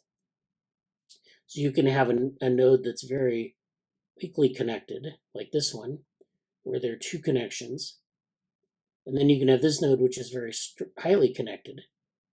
Let's say in the context of what I'm drawing here, which is like 6 nodes, or 7. And so this node is going to have more things coming into it. It's going to have more conflicting signals, things it needs to integrate. And then that node will then affect things downstream. So it's a two-way, it's a bidirectional connection. And of course, if you have something coming from this highly connected node, you're getting a lot of information from other parts of the network, sometimes very far away, that can be then transmitted to a node that's not very highly connected. So that's a very interesting insight in that, you have these sort of maybe structures, but you also have these local effects, these local interactions, but you also have these global interactions. And I don't really know how that fits in with structuralism, but that's something that, I think this essay brings up a lot of interesting ideas.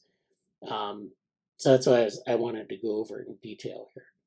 So, so around the time Moreno and Jennings invented the mapping of the structure of social networks.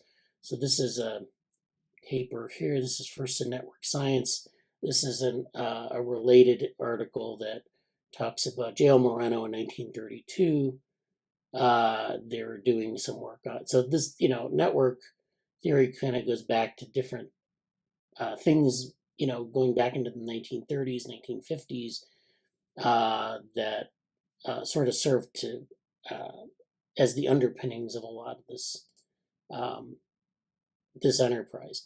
So around the time of Moreno and Jennings, which is in the 1930s, this idea was widespread, which is this idea of recursive relations, and reflected in Kurt Lewin's topological psychology and the kinship algebra of Claude Lévi-Strauss.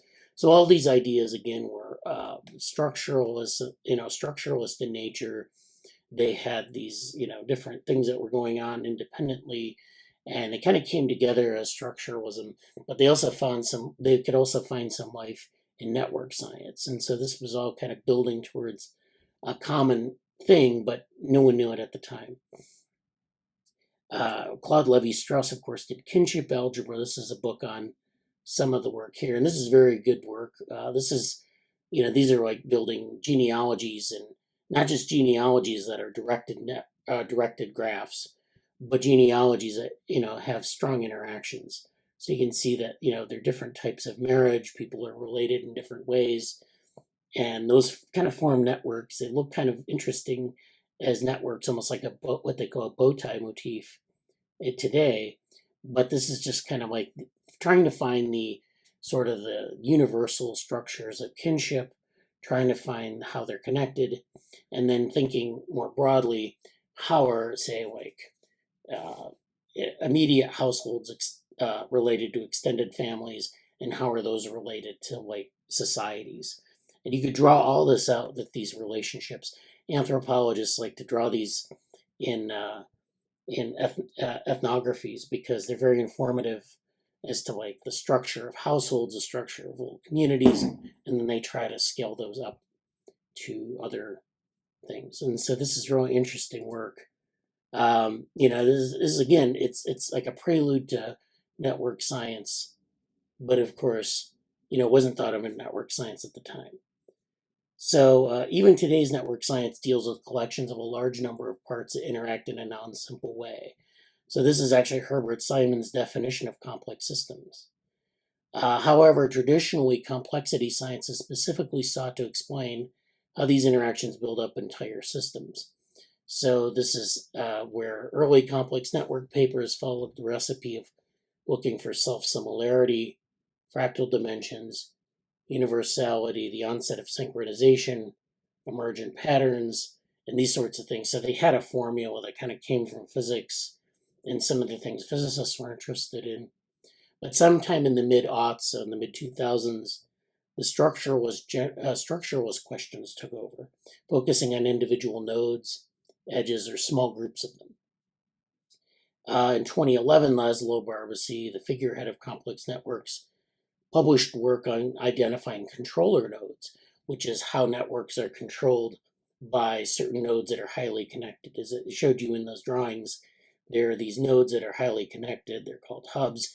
They actually serve not only a structural purpose, but a functional one as well, which is to control certain parts of the network, which felt like the end of the complex network era. Since then, it's been many are different rather than more is different, which is kind of interesting. There's a paper, More is Different, from the 1970s, and this is really a paper by P.W. Anderson.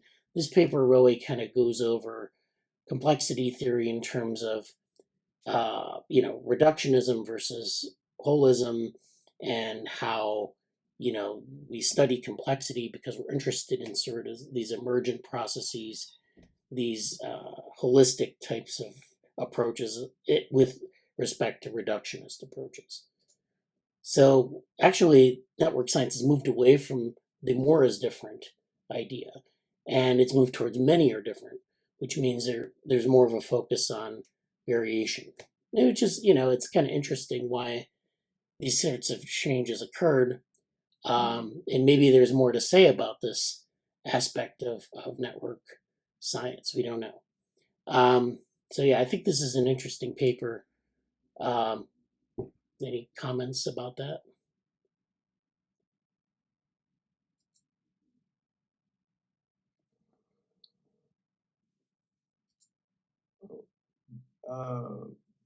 Your mic turned on, but then we didn't hear what you said, Brian. It's kind of weird. Oh, I didn't say anything. I was actually thinking about saying something, which would have been something like, "Oh man, I remember when all that network science stuff was coming around. That was amazing." Yeah. Like, it's good to know that it's still, that it's good to see that, hear people talking about it again, I guess. Because I haven't thought about it in a while, although it comes up in this group a lot. Yeah. But yeah, thanks, Bradley. One of my friends, Dan Elton, his Twitter handle for a while has been More is Different. And I never read the full paper, but it's really interesting to see that juxtaposition now of many is different versus more is different.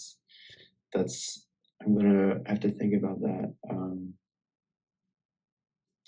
But no, I kind of want to go. I had to step away for a second to handle something, but I kind of want to go back and read or listen to what Bradley said a little more in depth. But I think that's the key thing. And also, I forget I don't know if you were going to talk about that on your own, Bradley, but I've mentioned somewhere. Oh yeah, I was looking at AIII stuff, and somewhere I put, in the thread, in the to discuss channel, I said AAAI, Association for Advancement of Artificial Intelligence. And there's a thread there. One of them was, put a link somewhere, something about, was it machine learning dynamic something? It's I think this is dynamical systems, but it's about machine learning dynamical systems. I'll put that in here. There's a bunch of symposiums or smaller workshops or stuff there. So yeah, cool.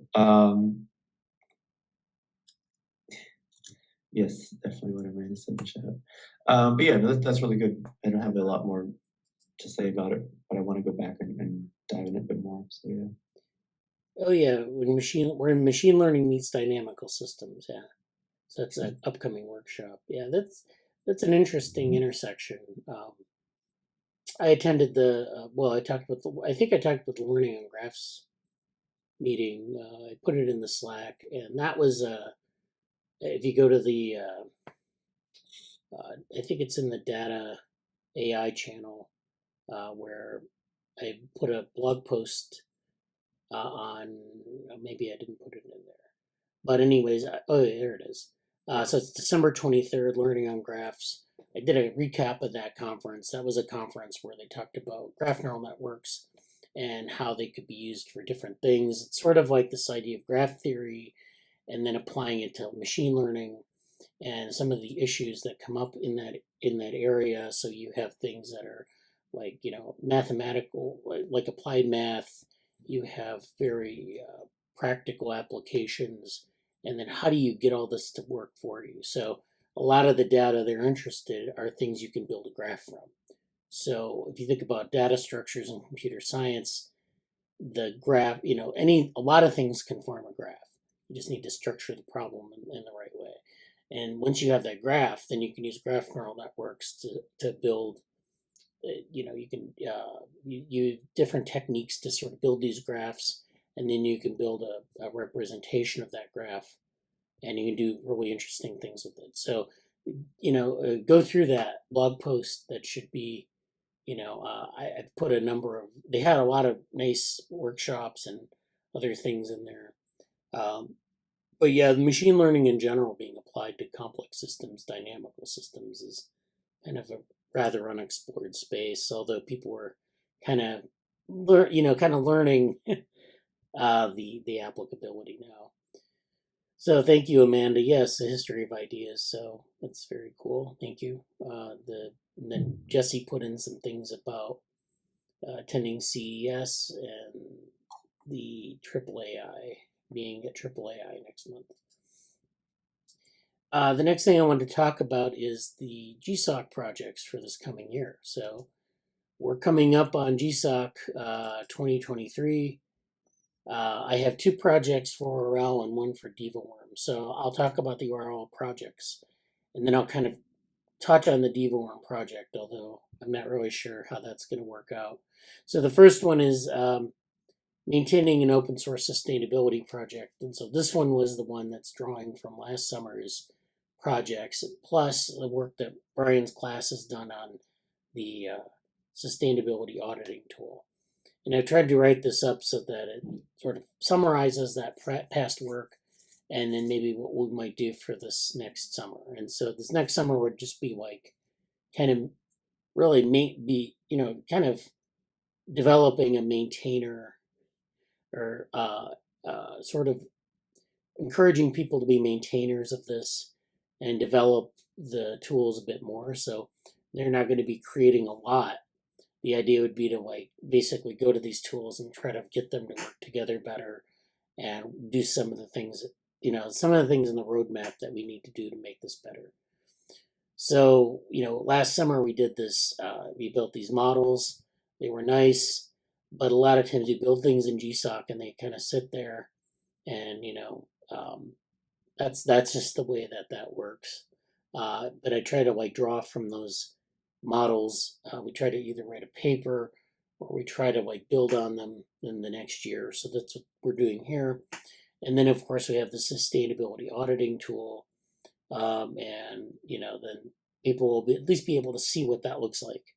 And then so for this project, you will maintain and develop the auditing tool backend, which means that you'll be working with the models, collecting and analyzing data where appropriate, so we can actually maybe survey people who want to use the tool, or we might do like what I showed with the OSS Insight tool. We might look for ways to improve upon the kinds of data we're trying to match with. We're doing these simulations, we're generating information about communities, what are things that people are, what are the trends in open source. And so we can actually look to that as well, just to figure out where we need to focus what we need to tell or communicate to the people using the tool. And then, serving as a platform tester using multiple personas. We haven't talked too much about user personas, but Those are useful for understanding users that might use the system. So for example, a user persona might be someone who is a community manager for an open source project. Another persona might be someone who's interested in starting a project. A third persona might be someone who's interested in contributing to a project, and they want to know like what the value of open source is. So there are a lot of ways that they can, a lot of perspectives you can come to this with, and then test the tool using those personas. So you try to replicate, that experience and try to figure out what those people need out of the tool. Again, I want people to be able to draw on their strengths, whatever kind of approach they want to take to this would be fine. And then our goal is to develop one or more maintainers of the platform who are also capable of research software engineering. And so I put in a link to research software engineering, which is an emerging area where they want people who can do research or software engineering, but also engage in research related to that. So it's kind of an interesting opportunity there for people, and that's kind of what we do here. We don't call it that, but it's something that is of value to some of the contributors.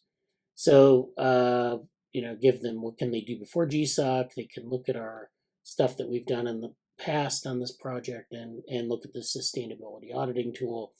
And I asked Brian, what are the languages that they need to know?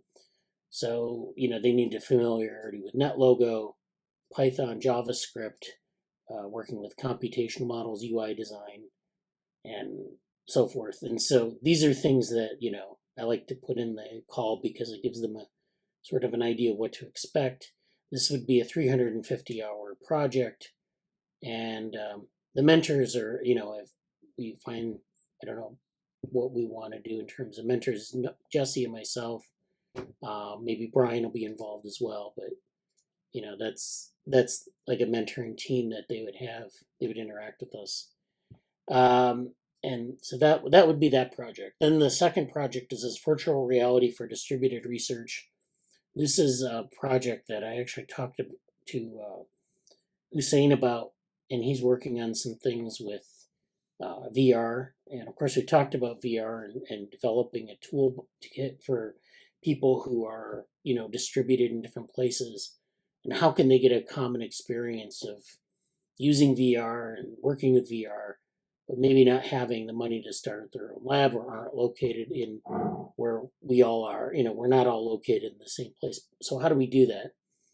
And this is kind of allows us to do a little bit of work in that area.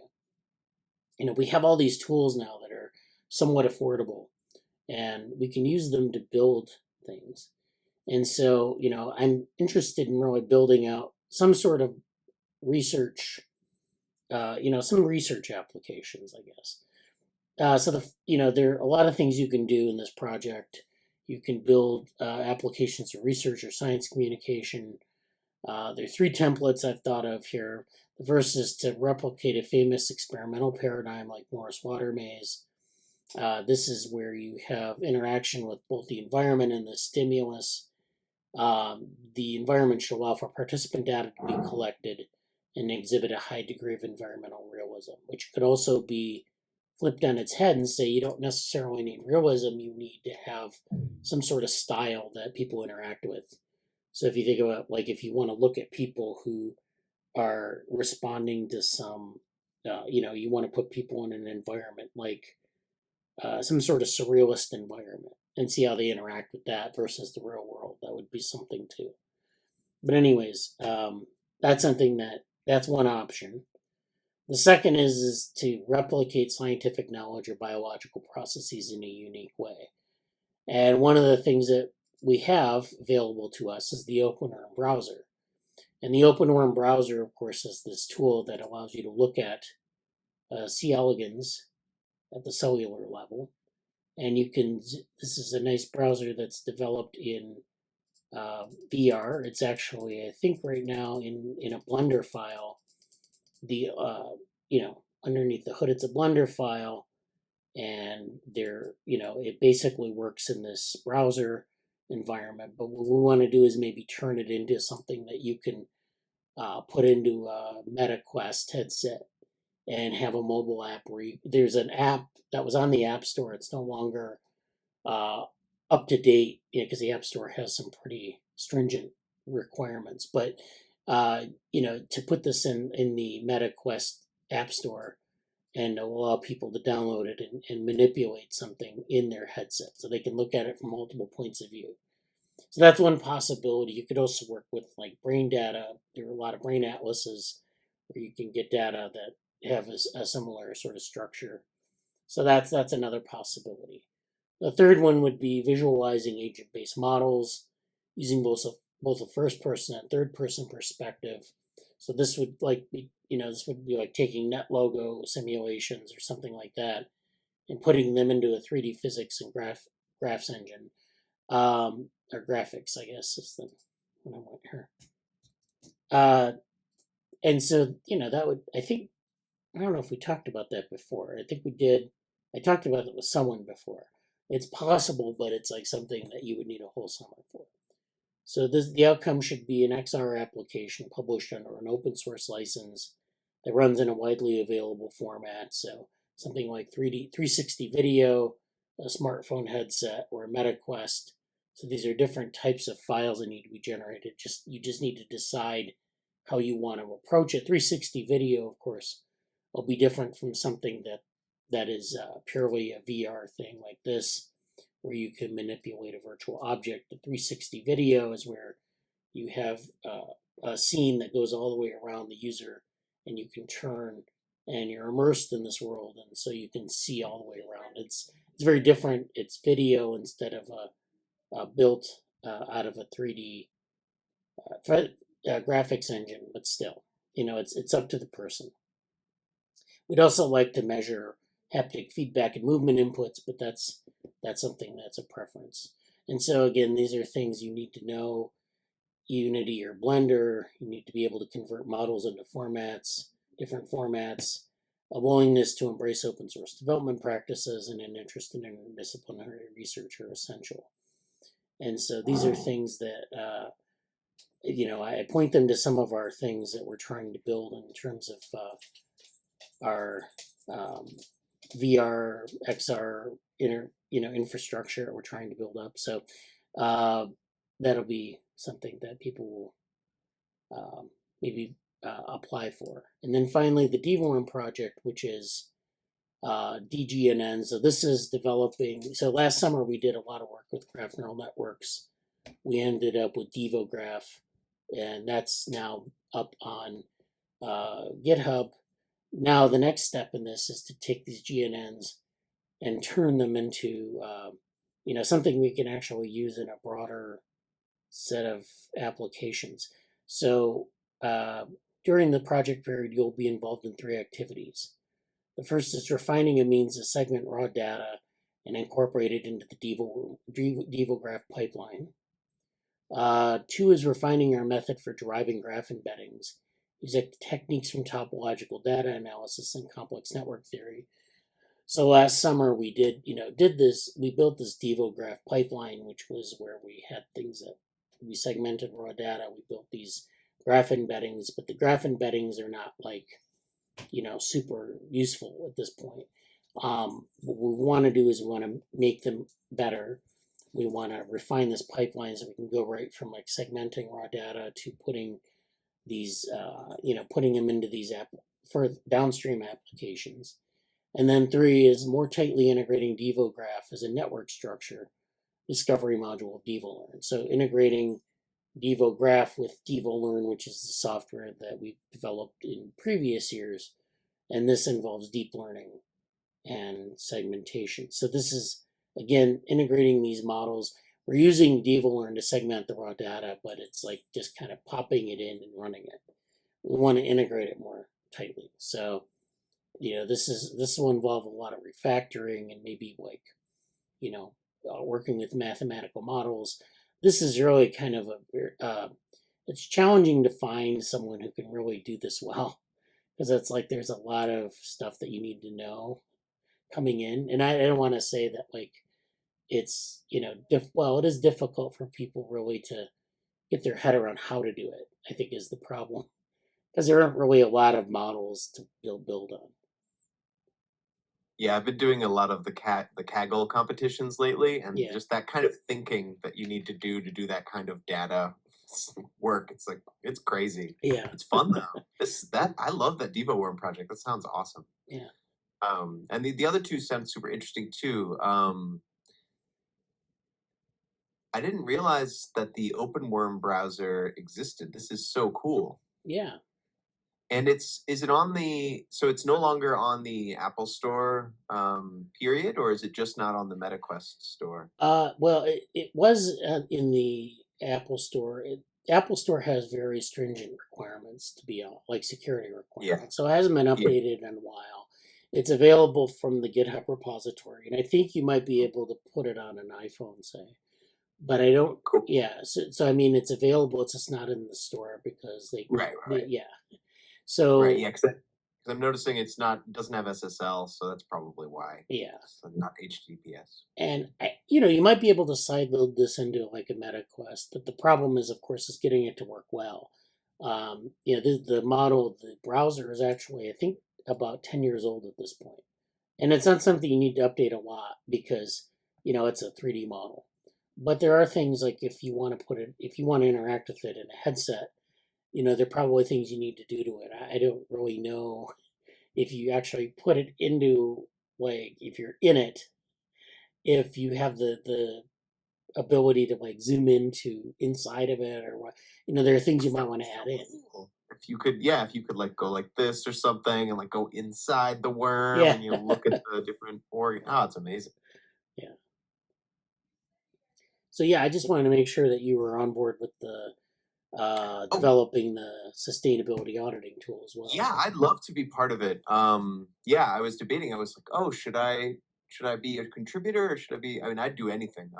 It all sounds good to me. So, yeah, because I've been kind of working on the project anyway. So, when does this description go live? Is it already live?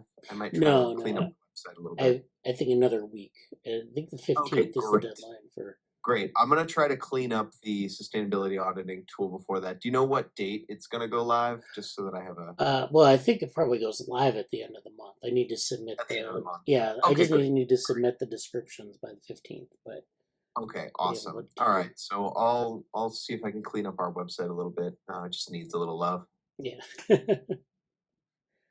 Okay. Yeah, the network. Oh yeah, NetLogo in 3D, right? Yeah, I posted NetLogo 3D because I couldn't figure out what the difference was between the description and NetLogo 3D. Is it just the idea being that we would make models that would exist in 3D? Well, yeah, it would just be like, I guess that you would like have a 3D model that you could get into. Like you could actually, stand in a square and then look around you and see agents around you. Yes. Or you could look above and see the world from above, and like you usually do. So I got a new computer recently and I downloaded NetLogo and I never knew NetLogo 3D was there and I started messing with it. It's kind of amazing. It's there. It's all ready to go. Wow, okay. Well, that's good. That's already there. Oh my God. I think we did talk about that last summer, but I couldn't remember. We did, yeah. I definitely have 3D images in my brain, but it just didn't make sense. Just use a heat map instead. Yeah. Well, yeah, that's good. That's great. So we'll continue on and keep preparing for that, and we'll see. Usually get some pretty good interest. We're not going to apply as an organization this year because I don't think I'm going to have enough people. Like last year, we had some people do. We had Krishna Katyal he's working with an organization called Tohi, and I haven't heard back from him on that. And we had a couple other organizations or projects that were part of the application. We didn't get in, maybe because we didn't have enough projects. So if we have fewer projects, I don't think that's going to work. So, yeah, but we can apply through INCF, and we'll probably get at least one and I don't know how many we'll get. Last year was atypical, so we'll see. But these projects, I hope that if we can't do them for GSOC, then maybe we can do them through some other venue. I don't know, but Yeah, I don't know. Yeah, it'd be interesting to know what kinds of venues are out there for this kind of work. Like, are there other GSOC? I mean, would they be open source based venues? Like kind of sources of funding, right? I mean, that's kind of yeah, what makes GSOC Right. kind of beautiful. usually there's smaller organizations that give money. Then there, like for open source, it's a little tight because you have like small amounts of money, and it's usually like a project, like an improvement project. So it's kind of hard to find like people to say, well, we'll give you money for this new project. But we can see. Okay. Yeah, so that's great. Looks like Amanda had to leave or she got disconnected. Yeah, I just saw in that form, before you submit that form, could you change the email to Jesse@info@JoePro? Okay, Is- yeah, Jesse at Joe Pro.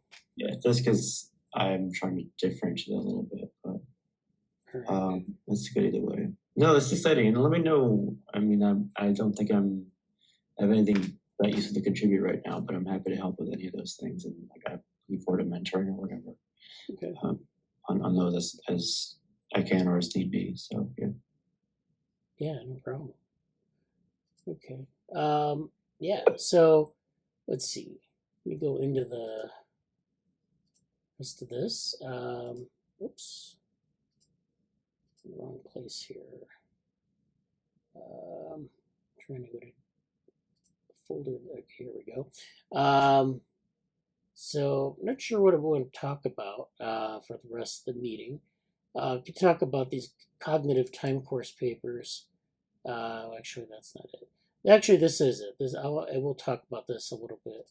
So this is Toot, which is from Mastodon. I think it was also a tweet, but that's the terminology they want to use. So this is from someone, Laurent Perrinet, who I guess is on Neuromatch Social. He's doing a diagram of someone playing a little game, handheld game, and he's doing this draft he made public on this diagram. So this is a diagram that shows someone seeing something on a screen, a child seeing something on a screen. It goes to the retina in 20 to 40 milliseconds.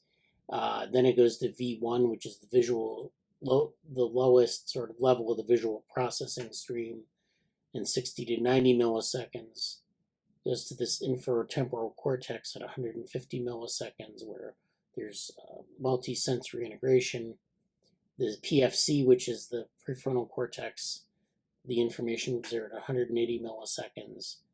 Then to the medial cortex, the motor cortex at 220 milliseconds. Then down to the spinal cord. From motor cortex, there's a command, and then to the fingers at 280 to 400 milliseconds. And that's, of course, a feedback loop at 400 millisecond resolution. There are latencies in here, but this is the idea that he's trying to communicate. So he's talking about this with a human, and then he says, yet the literature is less abundant than for macaques, quite understandable, and I am missing evidence and references for these numbers, apart from retina V1 and motor output. What I found interesting about this was that there's this feedback loop, and we've talked about these feedback loops where you have sensorimotor feedback loop.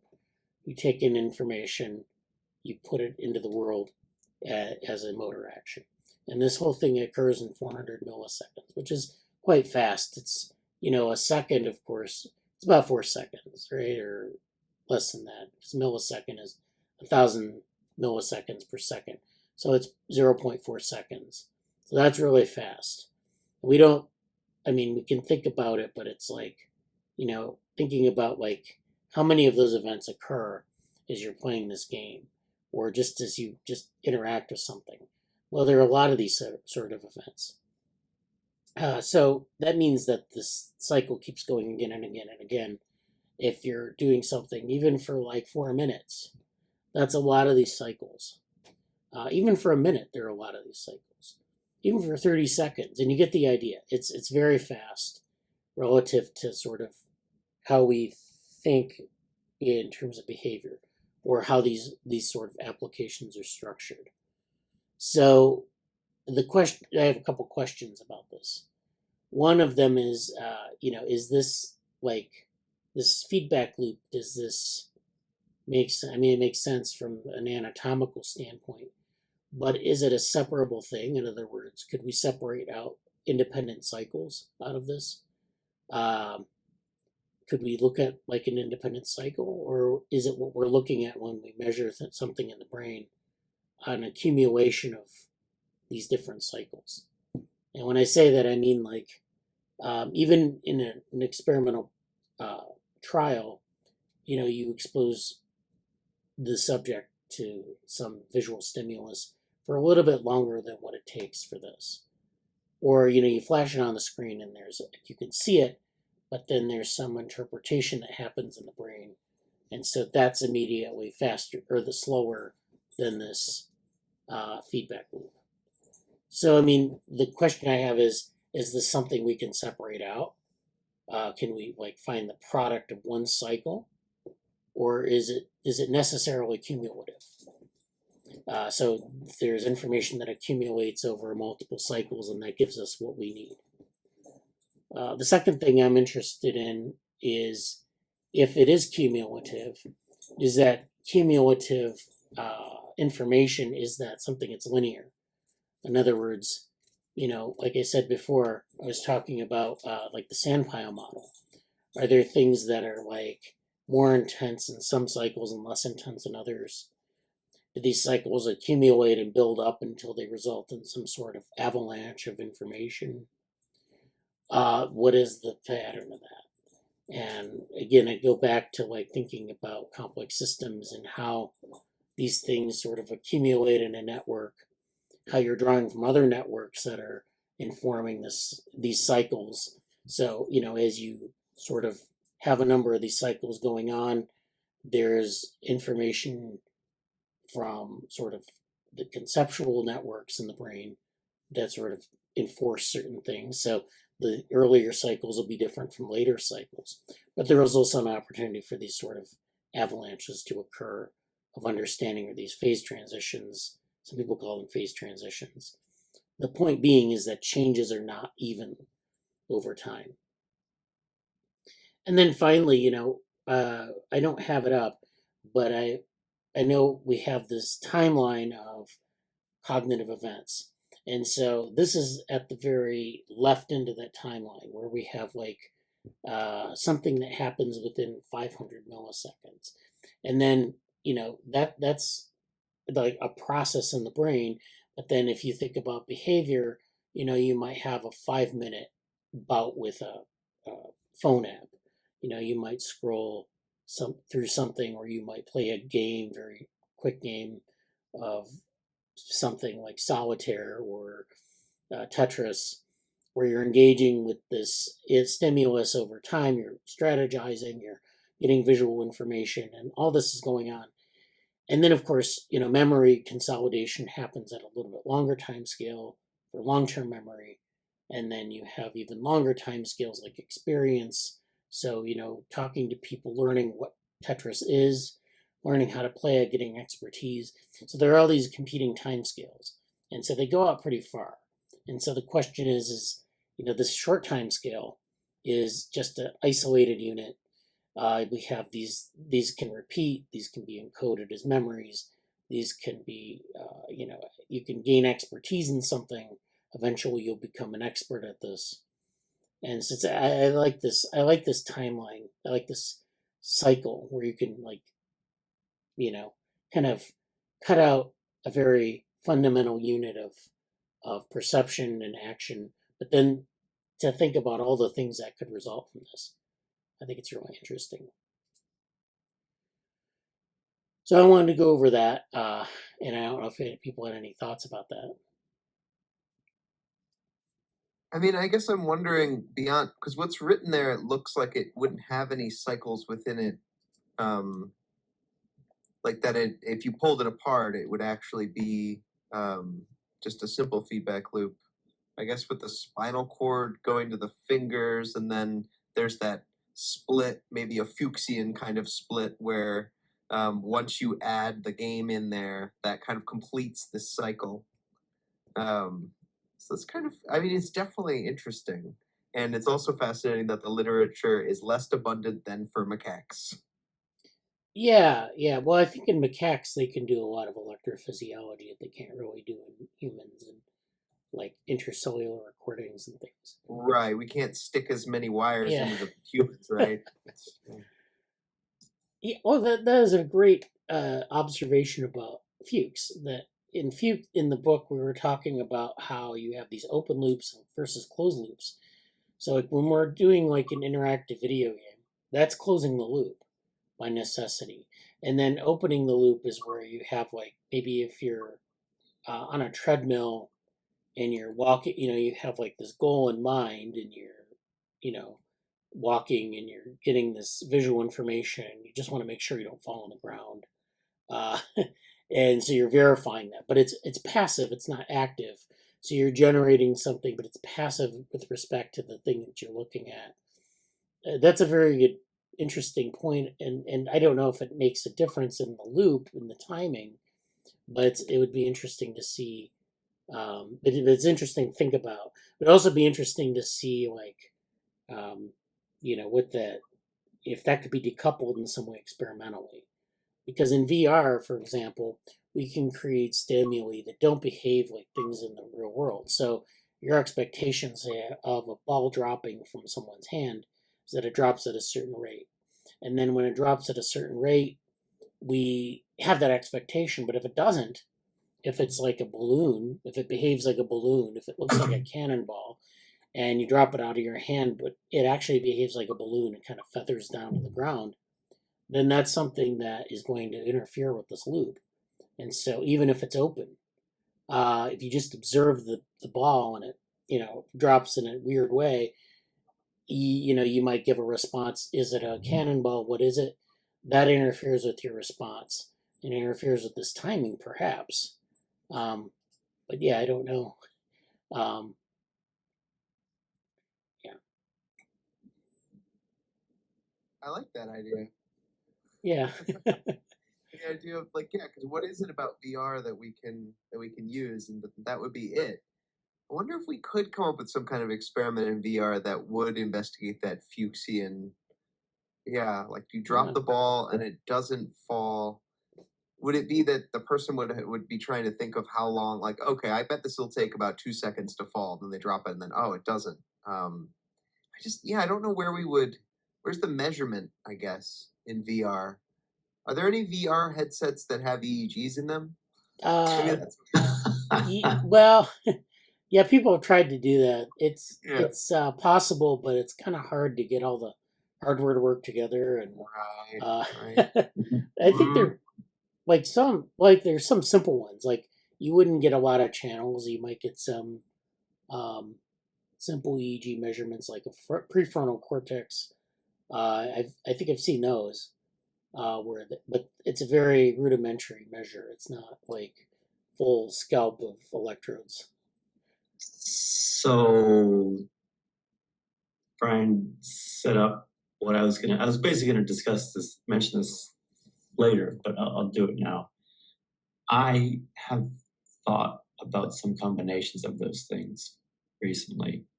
Well, very recently, as in they're not really full thoughts yet. But I was gonna kind of I have some suspicions about that, and I want to talk more in depth about them, but I don't have much to say right now. Okay. I think that's cool. Also, maybe before that really cool comment about combining that stuff, the discussion was really good. The Fuchsian stuff and how that all came together was. I'm gonna go back and try to think about that more because I took some notes. I've been taking a few notes in Notion, and I put I tagged Brian with the Fuchsian divide thing there. Even thinking about the timelines, and there were some really interesting points that Bradley mentioned about it's not the changes aren't necessarily uniform at the same time. happening at the same time? Is the information buildup? Is the avalanche? Is the overflow? Is there like a sort of activation component? Is there, where are the time scales of long term, short term, these different scales that are happening, and inputs and outputs in different ways? And it kind of fits with something I've taken, actually was highlighted in CES, but is something I'm thinking about a lot in the context of everything we're doing, and also Fuchs, which is this is a great setup to go into hopefully the next discussion with that book is one of the things they're talking about, which again, consumer electronics is very different than what we're talking about in some ways, but point of acquisition of data and how much that's affecting a lot of different things in terms of like personal healthcare.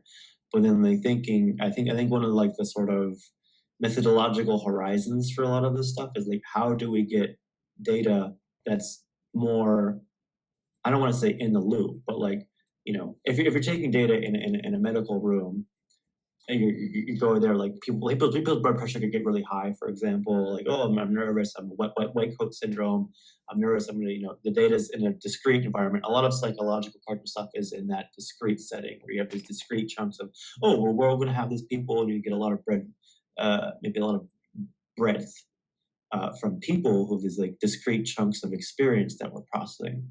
But I think these things, we're getting at these questions of how do we get data that's from inside the continuous environment a little more clearly, as opposed to these discrete like chunks. And I think the VR question and a lot of what the original source of the discussion that Bradley brought up is like very interesting to think about it that way. So Yeah. Okay. So then finally, and I know we only have a couple minutes for this, but I wanted to kind of go through a couple papers I found on dynamical continual cognition. So the first paper is this continual task learning in natural and artificial agents. Is he related to Rebecca Sachs? Or is that just... Maybe, I don't know. The abstract reads, how do humans and other animals learn new tasks? A wave of brain recording studies has investigated how neural representations change during task learning. The focus on how tasks can be acquired and coded in ways that minimize mutual interference. We review recent work that has explored the geometry and dimensionality of neural task representations and computational models that exploited these findings to understand how the brain may partition knowledge between tasks. We can discuss how ideas from machine learning, including those that combine supervised and unsupervised learning, are helping neuroscientists understand how natural tasks are learned and encoded in biological brains. And so then the highlights are, well, natural and artificial agents face challenges of learning in ways that support effective future behavior. This may be achieved by different learning regimes associated with the distinct dynamics and differing dimensionality and geometry of neural task representations, where two different tasks are learned. Neural codes for task-relevant information may be factorized in neocortex, and then combinations of supervised and unsupervised learning may allow us to partition some of these to avoid catastrophic interference. So this talks about, like, in a way, what we were talking about with the loop and the timing and how there are interactions between other networks and the accumulation of things within that loop and how those things are sorted out in the brain. So this is an interesting kind of, thinking about continual task learning, not just this trial by trial task learning. And I am not going to go through the paper, but I wanted to point that paper out. So that's paper 1. Paper 2 is dynamic sequence of visual processing initiated by gaze shifts. And this is another paper relevant to sort of this continuous processing. So the abstract reads, animals move their head and eyes as they explore and sample the visual scene. Previous studies have demonstrated neural correlates of head and eye movement in rodent V1, which is this primary visual cortex. But the sources and computational roles of these signals are unclear. So in this study, they combine measurement of head and eye movements with high-density neural recordings in moving mice. So they're looking at the feedback between head and eye movements and these neural signals, or what's going on in the brain. V1 neurons responded primarily to gaze shifts. So as the rat is shifting its gaze, or the rodent is shifting its gaze, their head movements are accompanied by, or V1 neurons respond to these gaze shifts. So head movements are accompanied by saccadic eye movements, where the eye movements move to different parts of the visual field, but not to head movements where compensatory eye movements stabilize gaze. And then a variety of activity patterns immediately follow gaze shifts, including units of positive, biphasic, or negative responses. And together, these responses form a temporal sequence following the gaze shift. So this feedback loop is only sort of considering, like, focusing on a certain thing. If you shift your gaze, of course, then that shifts how this feedback loop will operate. It shifts things in a number of ways. It's shifting the information that's coming in. It's shifting attention. It's shifting the scene itself. So if you think about like this process, this loop going on and on and on, and then you shift to something else, that's going to disrupt that, the accumulation in that loop. It's going to disrupt the loop in a number of ways. So it's an important thing to think about. And so that's that paper. Then this one probably isn't necessary, but this is a more theoretical paper extending dynamical systems theory to model embodied cognition. So this kind of talks about an open dynamical system, and then kind of talking about the total system, which is actually, relevant to this because we're talking about a loop, but it's embodied because we're interacting with things. And of course, we're sending a signal down to the spinal cord. And then we have to think about sort of how we can model an agent in the environment versus the agent, and, kind of thinking about the time courses of this. This kind of gives us a model for looking at this in terms of a dynamical system. And then finally, this paper, minimal representations of possibility at age 3. And the reason I put this in is because this is thinking about development and sort of how the loop that we talked about earlier changes with age. So now in this paper, this has to do with young children and how they do not always consider alternative possibilities when planning. Let me zoom in a little bit here. So suppose a prize is hidden in a single occluded container and another prize is hidden in an occluded pair. So it's in a container versus in, so the prize is hidden in a single container, or it's hidden in a number of different containers that are occluded. If given a chance to choose one container and receive its contents, choosing the singleton, which is the single occluded container, maximizes expected reward because each member of the pair might be empty. This is like if you think about like balls and cups. If you have cups and you have balls under the cup and you give a prize that they can't see directly, but they know it's under the cup, then that's what they mean by occlusion. Like you're occluding the prize. Either it's a single cup or in a pair of cups or 3 cups, depending on how you play that game. You can structure the experiment like that. And this, they can test 3-year-olds on this. So you expect a certain thing in adults, yet 3-year-olds choose a member of the pair almost half the time. Why don't they maximize expected reward?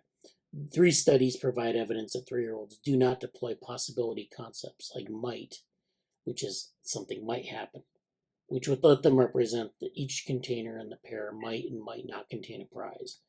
Rather, they build an overly specific model of the situation that correctly specifies that the singleton holds a prize, while inappropriately specifying which member of the pair holds a prize and which is empty. So, when asked to choose a container, they see 2 equally good options. This predicts approximately 50% choice of the singleton. So it's like you can either choose one, but when asked to throw away a container so that they can receive the remaining contents, they mostly throw away a member of the pair. The full pattern of data is expected if the children construct overly specific models. And so we discuss whether 3-year-olds lack possibility concepts or whether performance demands prevent deployment of them in our tasks. So this is again going on to think about this feedback loop, open or closed, in terms of age and maturity of the cognitive mechanism. And so that's really cool about like our developmental freedom stuff. Yeah. That's really a lot of that. I also put in the chat. I wonder if that relates to like autism too, like the specific models and sort of the like discrete general versus generalizing stuff. More of that later, but cool paper. Yeah, it's definitely a good set of papers, and I wanted to bring that up because we were thinking about this continual cognition. So I don't know, the take-home message of all this is food for thought, I guess. There are a lot of things there that they're relevant to, but I think so I mean, I'll leave that up to you. What did we have in the chat? Okay, overly specific model reminds me a little bit of autism. Probably. I mean, there are a lot of things we can maybe. You just, what was the thing you just said? Continuous learning, or what was that? Yeah, like continuous cognition, continuous learning. So we don't just have a single set of, we don't have these discrete events that are disconnected. We have this sort of set of events. It could be discrete or they could be continuous that kind of build to something. And in 3-year-olds, maybe they do it differently than we do as adults, and that has an effect on cognition. Yeah. I've asked because I've actually like taken decent notes. So, like the notes for today's are good. Like I got the papers in there already and everything. So I was like, that's cool. Yeah. It also actually helps me but it'll be good to reference. A lot of the stuff here I do want to reference in the future. But I don't know how much people want to say, but I'm really happy to have all that to look back on and discuss ahead. I mean, really. All right. Well, yeah, I think that's enough for today. Hopefully, next week, I don't know, people will have things they want to discuss the GSOC projects, or we'll continue to refine those, and definitely we'll want to keep on top of things from week to week, and hopefully we can accomplish great things in the new year. So yeah, we'll have to go over submissions next time, maybe even during the week. Maybe try to talk to Bradley and Cognition Futures about that separately, because some things are happening like right now. So to be continued, but yeah, good stuff, everybody, and we'll talk to you next time. Okay, talk to you next week. Thanks. Thanks. Bye.